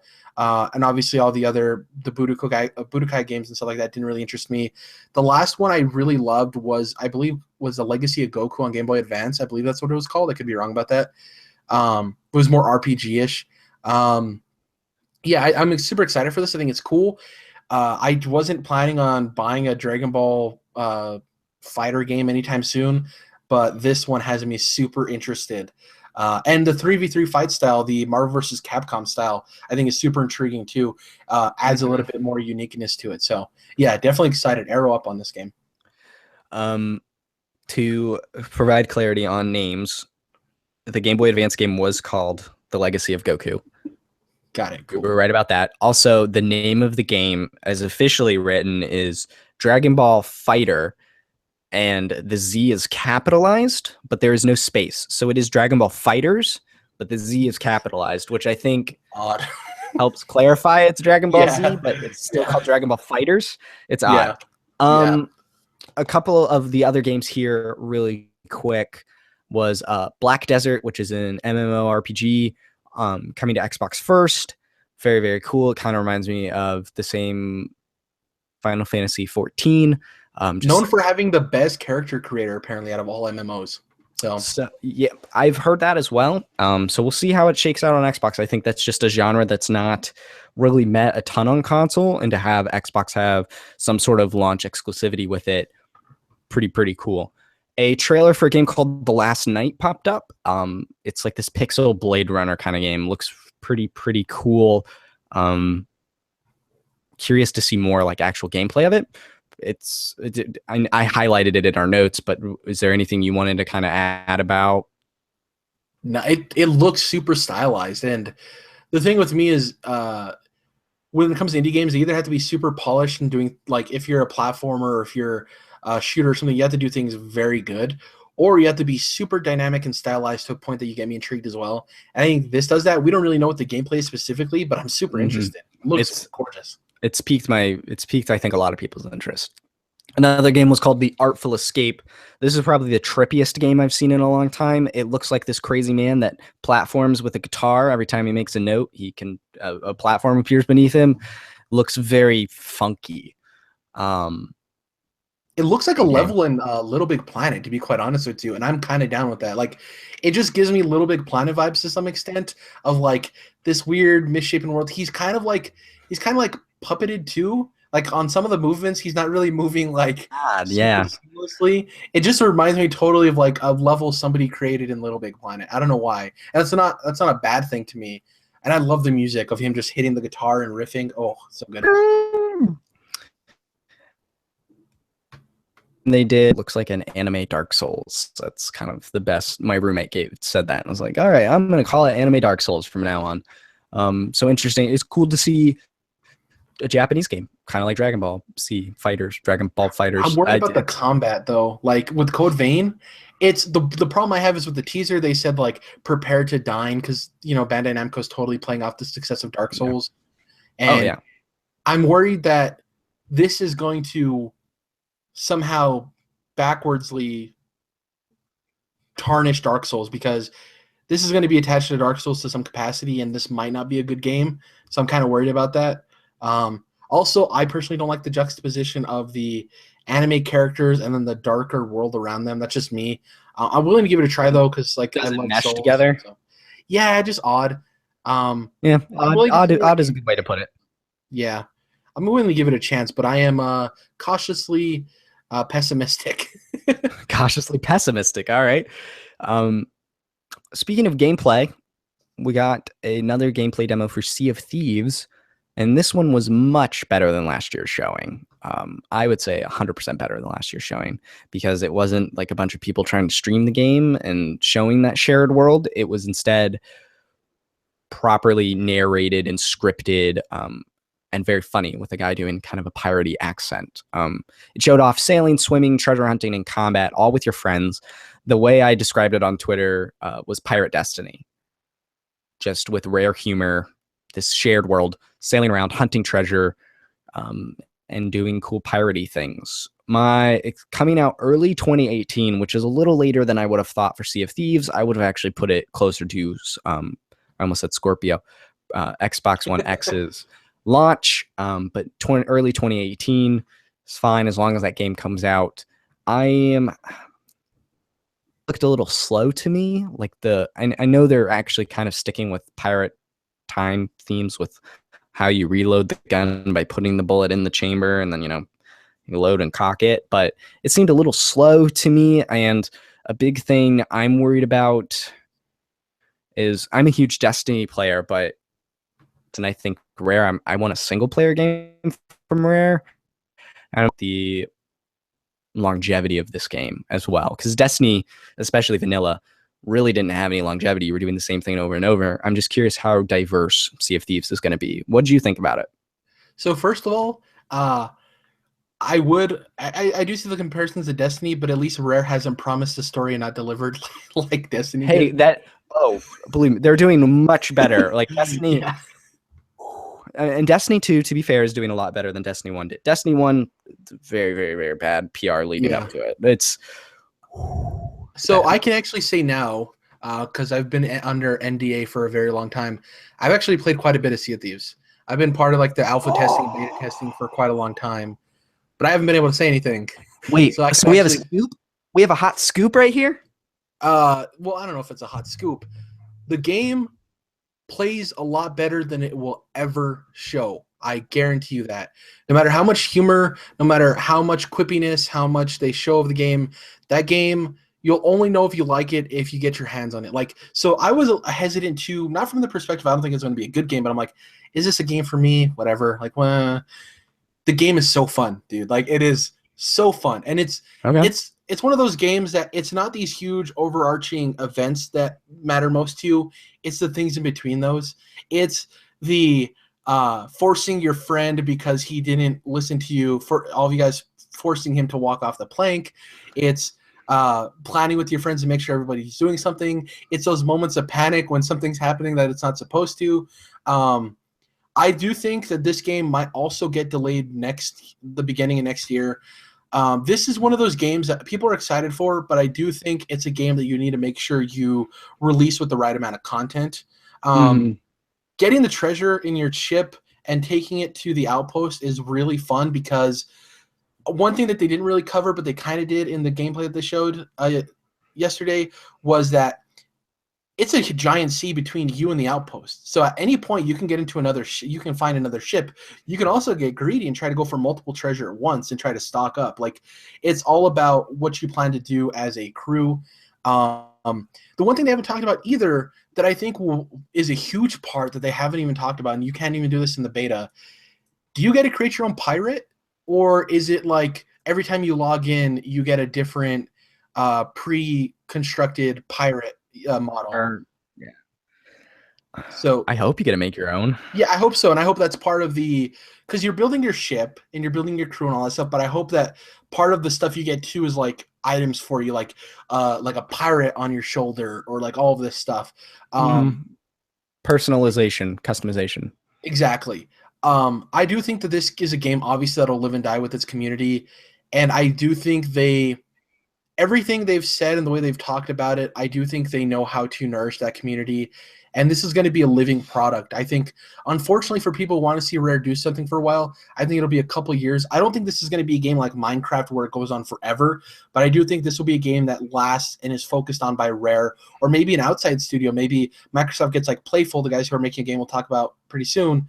Maybe they get them to work on this post-release as far as updates go. But I've played it. It's a game that plays. People loved that demo last night or yesterday, actually.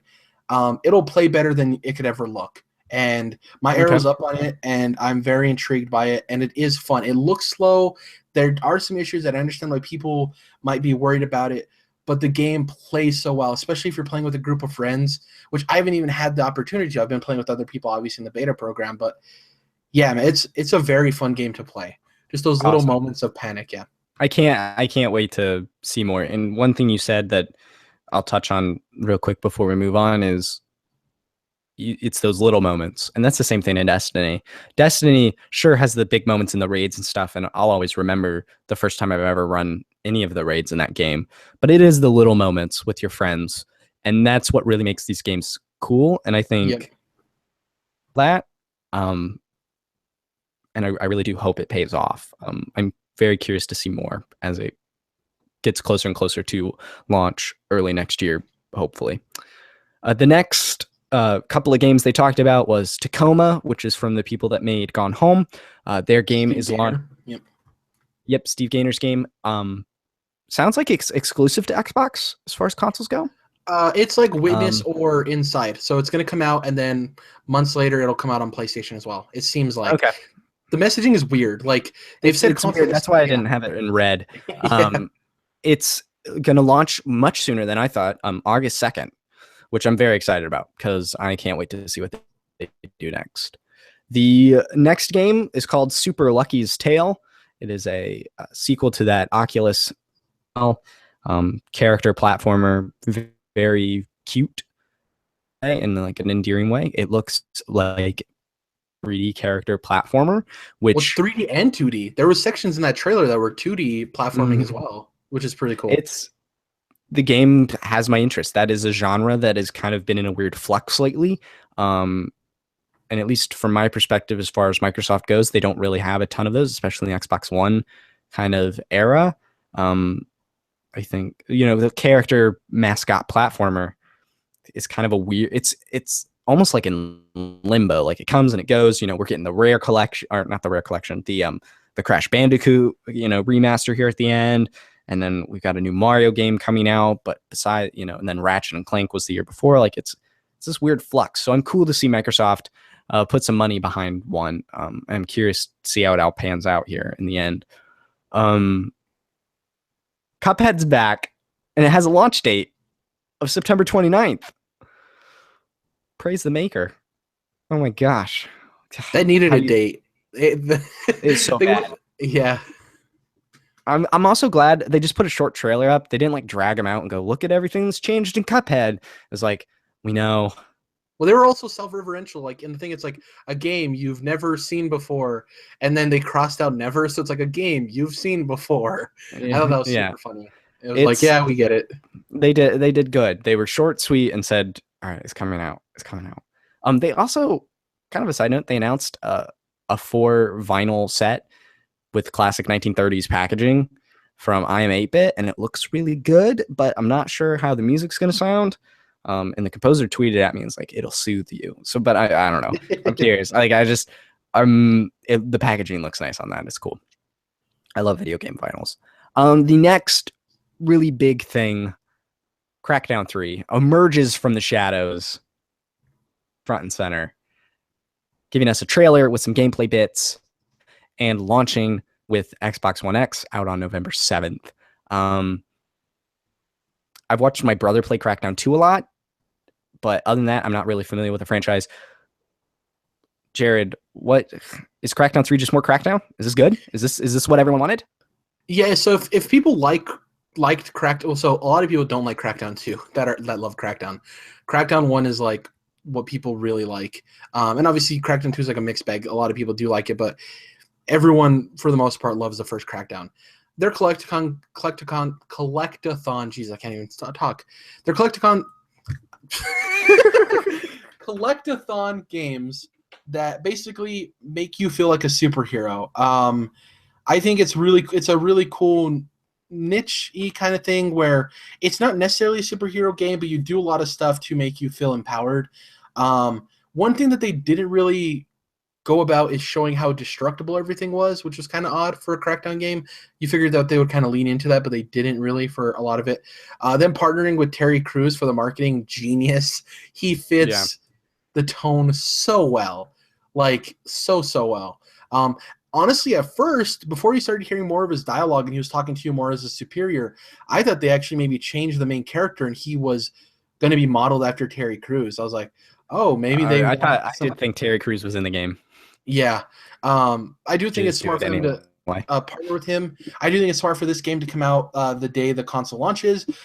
We have a pretty good amount of games that come out the day the console launches in different genres too. Crackdown 3 isn't something I'm super interested in buying, but I do think they sold it to people on the fence or people who love Crackdown, and I think that's all they needed to do. So it was good to see it come back. The next thing they did was a little bit of a indie montage with ID at Xbox. Lots of little games in there. I couldn't even keep track of all the games that they showed off there. But they kind of showed off one more indie game at the end of it, which was called Ashen, which I believe was revealed at E3 last year. Yeah. But it was definitely a game that kind of was revealed, and then it's been dark since, and now we've seen more of that game. Jerrad, I know you wanted to talk about this game specifically. What's the deal with Ashen? So Ashen takes the darkest, creepiest, most Lord of the Rings parts of Dark Souls, I think, and injects them into an indie game.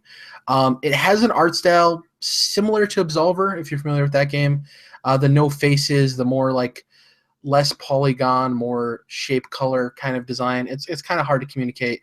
Yeah, you just have to look it up. It kind of actually looks like dang, I can't remember the name of the game. It's a turn-based strategy game. Massive Chalice, kind of like that art style a little bit. Okay.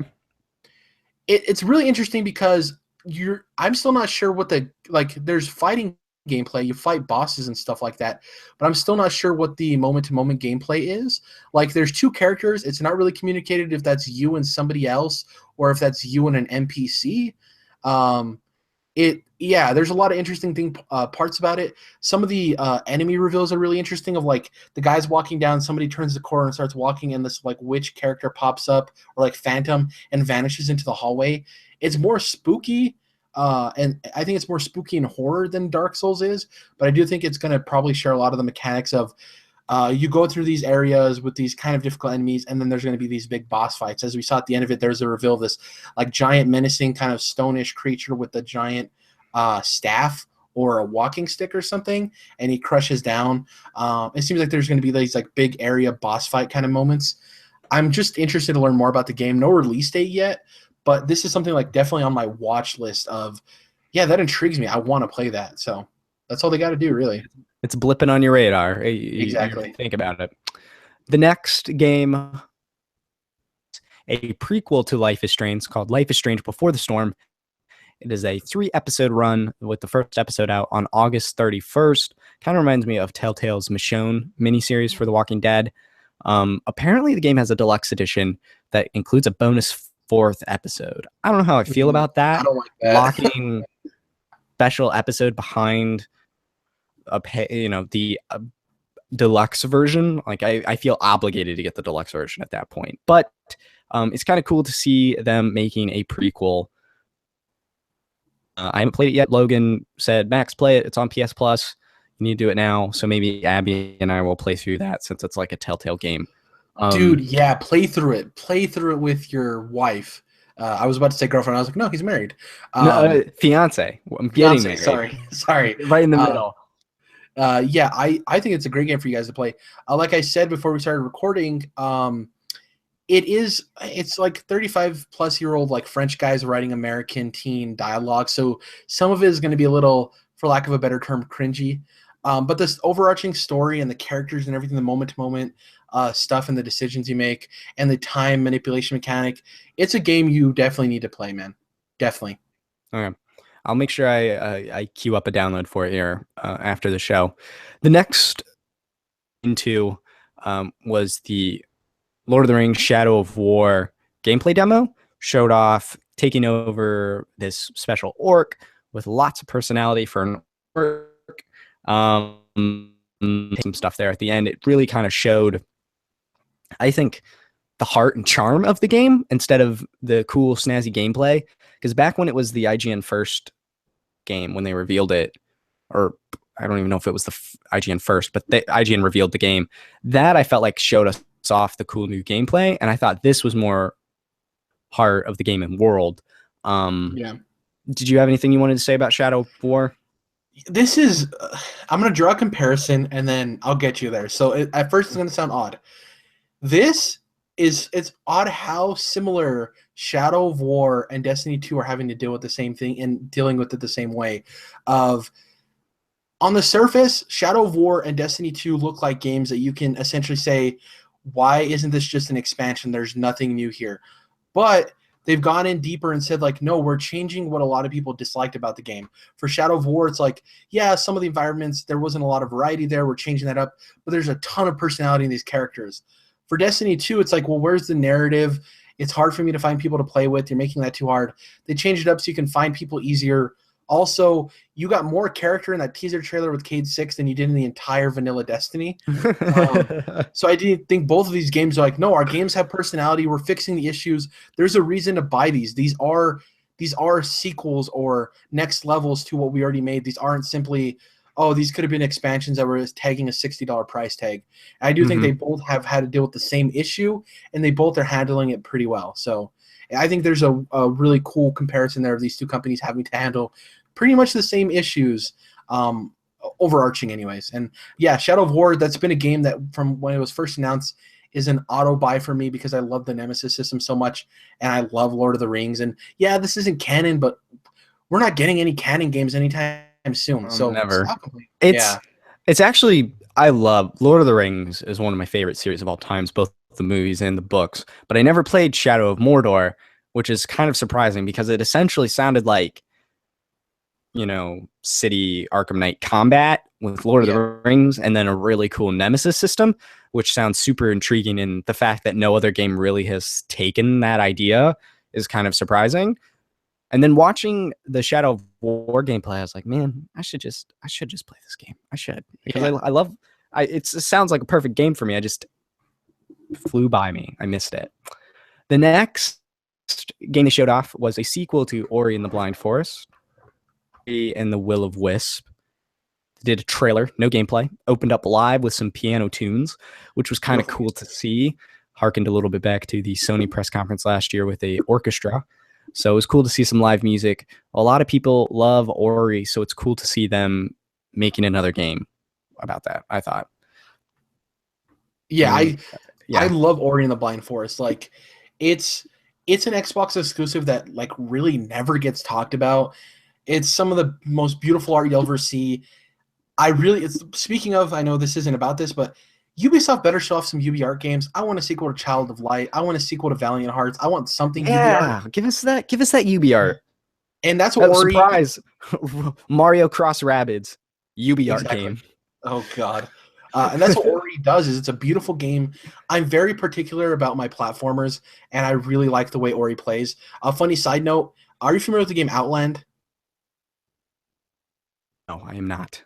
So Outland is a platformer developed by Housemarque, who's famous for Alienation, Zombie Nation. I think Nex Machina, right? That's their newest game. Nex Machina, yeah, and Resogun and Super Stardust, yeah. They're a very well-accomplished studio. They make very good games. Outland, probably a good game, but as particular as I am with platformers, I loaded that game up. I played it for about 10 minutes, and I hard quit. Too floaty for me. I'm very particular about my platformers. But like Ori, I think nails that. Games. Yeah, exactly. And it's nothing against those games. It's just not for me. I know what I like and I know what I don't like, right? Yeah. And Ori is a beautiful game. I don't want to spoil Ori for people who haven't played it because I think a lot of people are probably going to play the first one now that the sequel is announced. But the through line in Ori is that you're dealing with loss and there's a very big confrontation with owls. It's really cool to see that the second game touches on a partnership between Ori and an owl, and that owl dealing with loss. We saw that in the trailer. So it is connecting those two games in a very interesting way, and there is a through line there. The animation of the frog coming out of the swamp was beautiful. Like, this game is so gorgeous. The next time somebody, as ignorant as they are, tell you that video games are not art, the best presentation of it is to point them to Ori and the Blind Forest or this now and be like, how is this not art? Like, what are you telling? Like, come on now. You're crazy people. Exactly. And I love that this is an exclusive franchise for Microsoft that hasn't blown up or anything, and I don't think it ever will, but they are putting money and time into making this a thing for people who care because it is a playable Pixar movie. It's sad. It'll make you cry depending on how emotional you are, or it'll make you just feel terrible. And sometimes we need that in games, and I really love it. So I'm super excited. Sometimes you need to cry in a video game. Sometimes you need to cry, period. Nothing wrong with crying. Just sometimes. There's nothing wrong with crying. I would agree with that. There were two more things at the Xbox E3 2017 press conference they closed out with. The first one was announcing something I didn't even think was possible. OG Xbox backward compatibility, the disc work. You can put in your original Xbox disc into your 2017 Xbox One X and it will work. That is just... This is literally the entire... to get developer approval for the games, just like the 360, but the entire lifespan of the Xbox brand can be played on one box. That's incredible. Yeah, this makes me even more salty towards Sony. I'm tired of the excuses from Sony saying it's technically impossible, we can't do this, we can't do that, yada yada yada. I agree with you. Like, and I'll defend PS3 backward compatibility simply because for the architecture. But the fact that I can't play Castlevania Symphony of the Night on my PS4 is just baffling. I just think it's I don't want to say lazy excuse because it's going to make me sound like they're just lazy and they don't want to do it, but I do think they're just not investing enough time or effort into it. We heard Sony's upper management talk about how like it's not even worth it, and they were talking about numbers and all this stuff, and I think even the data that's like, oh yeah, Xbox is long, it's not even that popular. I think the data can even be skewed. Like, data doesn't represent context, and the data was saying that only 5% of people playtime on Xbox One is through backwards compatibility. Well, that doesn't say how many people actually use it. Like, I don't know. There's weird contextual things in the data that don't make sense. I think even if not a lot of people use it, this is an optics thing of this gives you good grace with people. And sometimes you have to do things that won't necessarily make you money, but will earn you praise and get you back into the good light of gamers. And ever since 2013's abysmal showing, and then ultimately firing Don Mattingly, Fred his real name. Don Mattrick. Yeah, Don Mattingly's I think one of the managers for like the Dodgers or something. Phil Spencer took over. Yeah, exactly. Phil Spencer has been taking over and trying to. He's a gamer. He comes out in a t-shirt. He's not in a business suit. He's trying to communicate to people that he's a gamer and he understands what they want. And I think they've really done this with Game Pass, backwards compatibility, now original Xbox. And I've said this time and time again. Microsoft doesn't have the software, and I think with Phil Spencer there, they're trying to get as much as we can. And I think in the next couple of years, we're going to see some crazy new IP. Phil Spencer's talked about not wanting to announce things too early, considering the way Scalebound happened. I think Phil Spencer's going to take the route of Bethesda of announcing games and having them released within that same calendar year, or at least up until the next E3. I think everything we saw in this show is coming out before next E3, except for Anthem. Exactly. And I really think that once they get software going, Microsoft's going to be in a great position if they do decide to enter the next generation with the new Xbox. We've heard that's not their positioning, but we don't know. Things can change. And the problem with Sony is that they announce all of these games that, like, all the games look fantastic. Like, I'm not going to lie to you. I'm jealous. Every exclusive that PlayStation has, I can't play. They don't have release dates. We have no idea when the hell they're coming out. And they didn't talk about any JRPGs last year, considering they're the JRPG box. There was no Ni no Kuni on stage. There was no they didn't even show Persona 5 last year, which is insane to me. They just didn't talk about that. They didn't even really talk about indies. They don't do anything. They don't talk about any services, any quality of life improvements. The download times on PlayStation compared to Xbox are abysmal. I love that Sony has all of this software, but the thing to me is I think all of the hard work Xbox is putting in now, the software is a lot, quote unquote, easier. I know games aren't easy to make, but creating a library and working with third-party partners, I think it will complete their package easier than the road Sony has ahead of doing all of this other stuff for people. Like, it's great that you have the games, and yeah, games matter, don't get me wrong, but where's all the quality of life? I have plenty of people who own PlayStation that they're kind of getting the shit end of the stick because as long as they have the good games, they can kind of treat you guys poorly to some extent. I don't know. It just, I wish PlayStation did more from that perspective for gamers, and it doesn't seem like they're doing that. We'll find out tonight. Which, yeah, exactly. I'm sure it will be the same as last year. Just games that time soon. Which is cool, but yeah. It's definitely a great way to hype people up, but it doesn't show me what I'm going to be playing. They closed the show with a gameplay demo for BioWare's Anthem, which we kind of talked about at the top of the show, was teased. And so this came to fruition. It has some Destiny vibes. I saw some Twitter jokes. I think Jason Schreier or Kirk Hamilton was like, oh, he's been making Destiny 2 this entire time. It's this huge open, and I don't want to say open world. It's huge world, unique, kind of overgrown, animal, savage space feature game. You're taking flight in these space suits called Javelins, very Iron Man-like, teaming up with players, taking down bosses together. Actually very much like a BioWare game, because BioWare games to me are very RPG narrative-focused games, and this seemed to lean more into action, co-op, community type of gameplay. It was cool, very cool looking game, just didn't scream BioWare to me. What did you think of Anthem as a way to close the show? So it not screaming BioWare, I think, is a huge good thing for BioWare. Not that I don't like the BioWare games, but I think the people who are quote unquote burned by Andromeda, I can have a whole conversation about that I don't want to take up too much time on.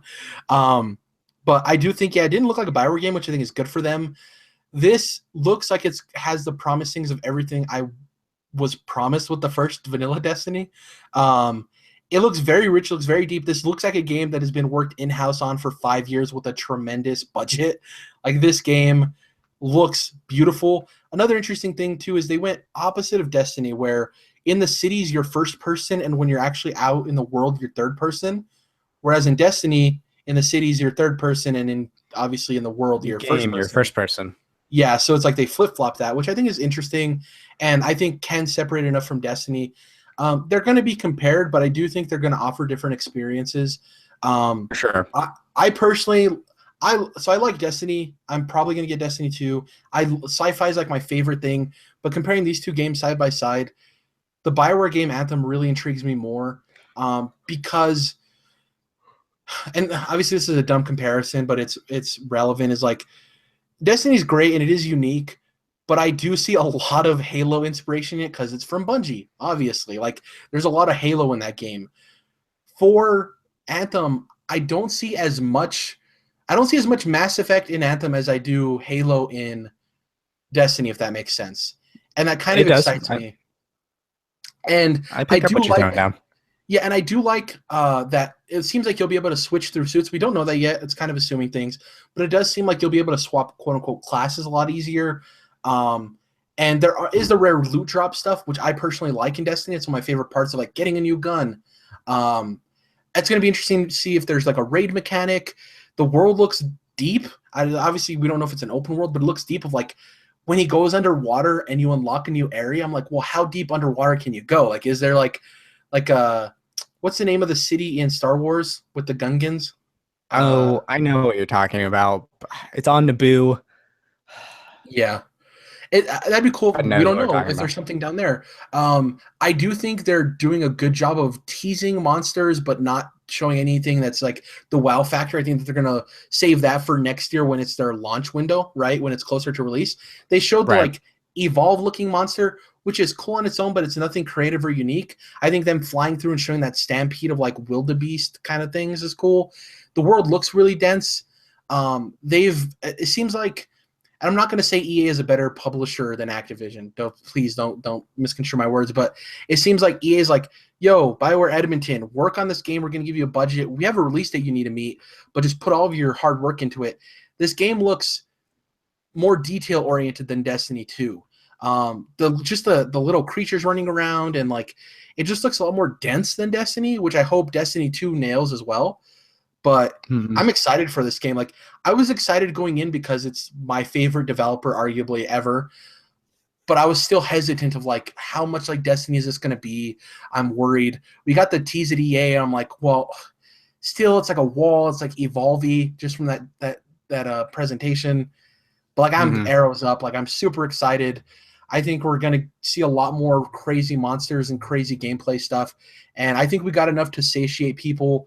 And they didn't show way too much to get the average gamer excited for a game that isn't coming out for a year plus, more than likely. So, didn't overpromise anything either. It was like, this is what we've been working on. Cool. We'll see you probably in a year when we show you it again at E3 2018. It's an interesting. I'm keeping my eye on it. Most because we talked about Sea of Thieves earlier. It's interesting to see games compared to Destiny because Destiny was really kind of the first big game to do the shared world type of thing. And it's interesting. I'm excited to see what other developers have learned. And also later this year, curious to see what Bungie has learned from this experience as well. So we'll see. Also, I think it's the first time we saw a BioWare game for the first time there wasn't a single dialogue tree. True. Yeah. I'm very curious how any of this narrative is going to work out. It's going to be very interesting to watch. Because that was the end of the press conference proper. Overall, kind of final thoughts. Xbox press conference. What did you think overall? I think they did what people wanted them to do. The biggest complaint going in is sell us the Xbox One X, show us a shit ton of games. I think they did both of those things. I think they sold the Xbox One X to the people that were even thinking about buying it. I don't think they did anything to detract those people. They didn't necessarily do everything they could to sell people who weren't even interested, but I don't think that's what Phil Spencer has talked about. I don't even think that's the market they're trying to hit, right? They showed game after game after game after game after game. Phil Spencer talked up there a couple of times, but there was like, I don't think there was a passage of at least 3 games before someone else talked. I think that was huge. People said, we want to see games, Microsoft, and Phil's like, hold my beer. Like he is like, here are all the games. I do think that it's impressive that they did this much without a Gears or a Halo. Not that I don't think that they could do that, but the average person's like, they can't do anything without Gears or Halo. Like just that talk.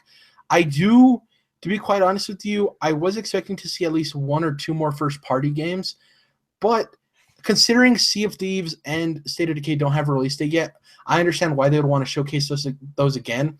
And like we previously talked about, Phil came out after the Scalebound cancellation, and he was up front. He's like, we learned we're not going to be talking about games as early as we normally would. We're not doing that anymore. So for people to think that we're going to see a Xbox IP that's, a year or 2 years out, I think that was kind of odd for them to think that, considering Phil Spencer's interviews stating otherwise. I think next year, previous comments. I think next year we're going to see some type of Halo tease, maybe Gears, I don't know. But I do think next year is going to be a bunch of third parties again. But I do think we're going to see at least like 1 or 2 new IP that they didn't want to show too early this year. And yeah, I thought it was a great show. I think they've had the best conference so far, which usually the way rankings go when you're all said and done is usually the big 3 are ranked out and then the publishers individually, just because there's not as much hype around them or reveals or stuff like that. But I think Xbox did everything they needed to do. I think it wasn't a perfect conference because, like I said, a couple of new big AAA IP would have made this phenomenal. But I do think this was a solid conference. They did what they needed to do. And I think the arrow's up on Xbox moving forward into the next year. So I agree with that. It's, for me, as someone who, I own all 3 game boxes now, which is actually, I think, the first time I've ever owned all 3 during their life cycles proper. So it's pretty cool and exciting. So I definitely see, besides what Xbox One X is, why I should turn on my Xbox. Yeah. Answers to that. PlayerUnknown's Battlegrounds. Specifically was kind of the big one. I'm curious about Sea of Thieves. The OG Xbox backward compatibility. If they put Chaos Theory on there, I'm good. I'm gold. It's perfect. Yeah. And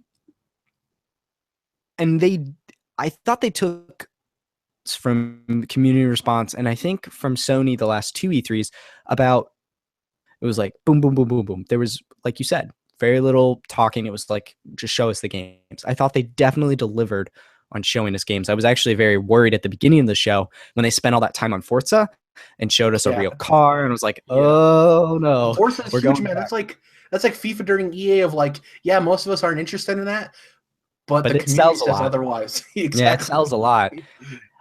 But my biggest, and the way I'm going to say this sounds harsher than I mean it, but issue, and I don't think it's a bad thing, but for me, I was hoping for more Xbox exclusive, true exclusive. They kept saying exclusive, but these were launch exclusives. And I just was like Tacoma, I'll probably play on my Xbox because it's coming first. I want to see what they're playing. Cuphead and things. There wasn't a specific game I saw. Holy cow, I can't wait to play that on my Xbox. Just something that really kind of took my breath away. It was all really good stuff. It was of Us, a Horizon Dawn, something. Yeah, it wasn't. There wasn't a big hype moment. And that's kind of where, last year Sony's press conference, like you said before, was it's all games that have no dates. You're absolutely right. Moments, and it's this weird dance. It really is for both of them, because I'm sure Sony tonight is going to be very similar. We're going to get some dates for the games we saw last year, games that aren't going to come out for a good long while. Both of them probably are going to put on great press conferences. It's not like Microsoft sat here and showed us a car from the ceiling and then here's our Madden playthrough. This was a great conference. It was boom, boom, boom, boom, boom. It was a constant good. It was consistent, which is great. Yeah. But there wasn't just this one big moment for me. And not every E3 needs that. Bethesda certainly didn't have that for me, and neither did EA. I have a question for you. Nintendo. Lay it on me. Quick question for you. So, I understand where you're coming from. You're completely right that there wasn't these wow moments. Like I mentioned, there's not a I'm not talking Last of Us Part 2, just when the original Last of Us was announced, it was whoa, what is this? Horizon Zero Dawn, whoa, what is this? And I think it is 2 different philosophies, which is funny because people really enjoy Sony's conference philosophy, and Microsoft has gone better about theirs, but they also have 2 different philosophies, it seems like now, especially with Phil Spencer in charge, of Sony's okay with building a hype trailer. They don't care if you want release dates. They're just going to hype you up, which they do a great job at. Phil Spencer has said multiple interviews, like I stated before, of we're not going to show things too early anymore. We learned that with Scalebound and we got burned. Phil Spencer took over, now it's like 2 years, 2.5 years. Games take a while to develop. He's been reshaping it. Yeah. Yeah, games take a while to develop. So think about this. The moment Phil Spencer came in, by the time he had to fix everything that was already wrong, then he had to start developing partnerships on his own because he's new management, right? So he's been working with his studios to figure out what they want to do. That's like 2.5 years. They don't want to announce anything too early. I do think that, and I don't want to hype it up too much, but I do think that next year could be that moment where we see these IPs that are the jaw droppers that get people like you that are like, oh, this is what I wanted to see. And I so hope that happens. I think Phil Spencer did the best with what they could do, and he knocked it out of the park. He's like, well, we don't want to show things too early. We'll show a shit ton of console launch exclusives, which I think help, even though they're not – to the average person seeing console launch exclusive, that's the same as console exclusive to them. That doesn't matter. They're like, oh, it's on Xbox only. People don't look too much into that. Also, like, all of the third-party support I think is huge. Like, AC Origins, huge release. I think Metro Exodus could be The Witcher 3 in terms of their coming out party. Maybe not the sales, but, like, I do think that showing all of the Japanese games, I do think they did the best with what they could do, and they showed diversity, which I think has been a huge issue with Sony because their whole hype trailer is great, but they all look like, oh, yeah, these are all first-party Sony games. They all have that similar kind of take. Where's all of these Japanese games I love with Sony? Where's all these indie games?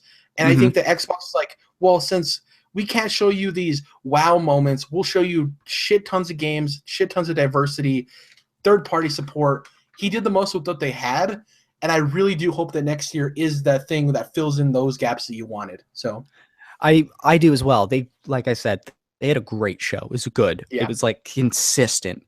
Besides, and I was worried, like I said at the beginning, I was like, "Ooh, hold on." They did a great job. I was very, very happy with the showing they had. I can't wait to see what Sony does tonight. We've got Ubisoft here in like 40 minutes from our recording, and then Nintendo tomorrow. And hot dog if I'm not excited for Super Mario Odyssey. You want to talk about brief conferences? You forget that Nintendo conference. Oh my gosh, it's gonna be crazy. Oh, by the way, really quick before we go, I wanted to mention this. I haven't bought a Switch yet. I like Legend of Zelda, but I'm not a Legend of Zelda like diehard. I love the games, don't get me wrong, but Super Mario Odyssey is the game I'm buying a Switch for. Like, I'm gonna have a Switch by the time Odyssey comes out. So that release date is gonna let you know, Max, when I'm getting a Switch. So we'll see. Super excited. Oh, I can't wait. It's gonna be so good. But this has been our Xbox, EA, Bethesda, E3 2017 breakdown for Millennial Gaming Speak. After I wrap up here, to hear Logan's hot takes fresh off the but the press conference for Microsoft. He called in. We got about like 20, 25 minutes of him talking about it here. Very excited. Him. Really cool to see him at E3, man. That's really awesome. I thought that was really cool. I think he did a phenomenal job for DualShockers, and like it's super awesome, man. I was super proud of it. It's so cool. He's sending me pictures and all this great stuff, and you can hear the excitement in his voice in that call here in just a couple of minutes. So really, really cool. Make sure you follow him on Twitter at Moreman12 to get some live E3 updates, because he is boots on the ground, as it were. As for the show, it is a part of the Model Citizens Media. Like I said at the top of the show, it's a podcasting brand that me and 3 other of our friends have. We've got this show. We've got Behind the Pixel, which is an interview show with different video game people. We just interviewed Danny O'Dwyer from No Clip Video. Whoop, whoop. That interview is fresh at the beginning of the month here, so go listen to that. We've got Reeling in the Years, which is a music podcast that Logan and Michael do year by year, discussing different music and how it's impacted the world and the industry. And then we have the Model Citizen Show, which is the 4 of us talk about whatever. So go check all of those out. You can check them out at modelcitizensmedia.com. As for this show, you can find us here on YouTube, Millennial Gaming Speak. You can find us on Twitter at MGS Podcast, and send us any emails with questions, comments, or concerns over at mgspodcast@gmail.com. You can follow myself on Twitter at Max the White, and you can follow Jerrad at Twitter at Jerrad_. And that's, correct me if I'm wrong, but that is JERRAD_. Yeah, couldn't get Jerrad by itself, unfortunately. Had to throw in that underscore, so. Throw in that sweet, sweet underscore. Jerrad, why don't you tell the people where they can find you on the internet besides your Twitter handle? You do some stuff. You have your own podcast. Share that with the people. Yes, so I host a weekly gaming podcast called Controlled Interests. We essentially focus on the news at the beginning of the show and then get into individual topics. They can be things as dumb as comparing the best fast travel mechanics in games to stuff as serious as why walking sims should be regarded as a very important part of gaming. We run the gamut of serious and dumb conversations. I host it with 2 other people. You can find it at YouTube. Just search Controlled Interests. We're pretty close to getting a custom URL, which is pretty cool. We're also going to be launching a new show called A Look Back At, which is essentially a 20 to 30-minute conversation about games that are like 5 years plus old, way older than that too. Our first couple of ones that are coming out, it's usually conversations between 2 people. Kingdom Hearts, Call of Duty 4 Modern Warfare, and I think Dark Souls as well. They're essentially just conversations with gameplay being played at the same time, talking about the game, what it meant to the industry, that kind of stuff. That's pretty much cool. It. You can follow that at Twitter at CTRLINT. That's abbreviated, and then me personally as well. But yeah, thanks for having me on. I really appreciate talking Xbox. I can do it nonstop. So.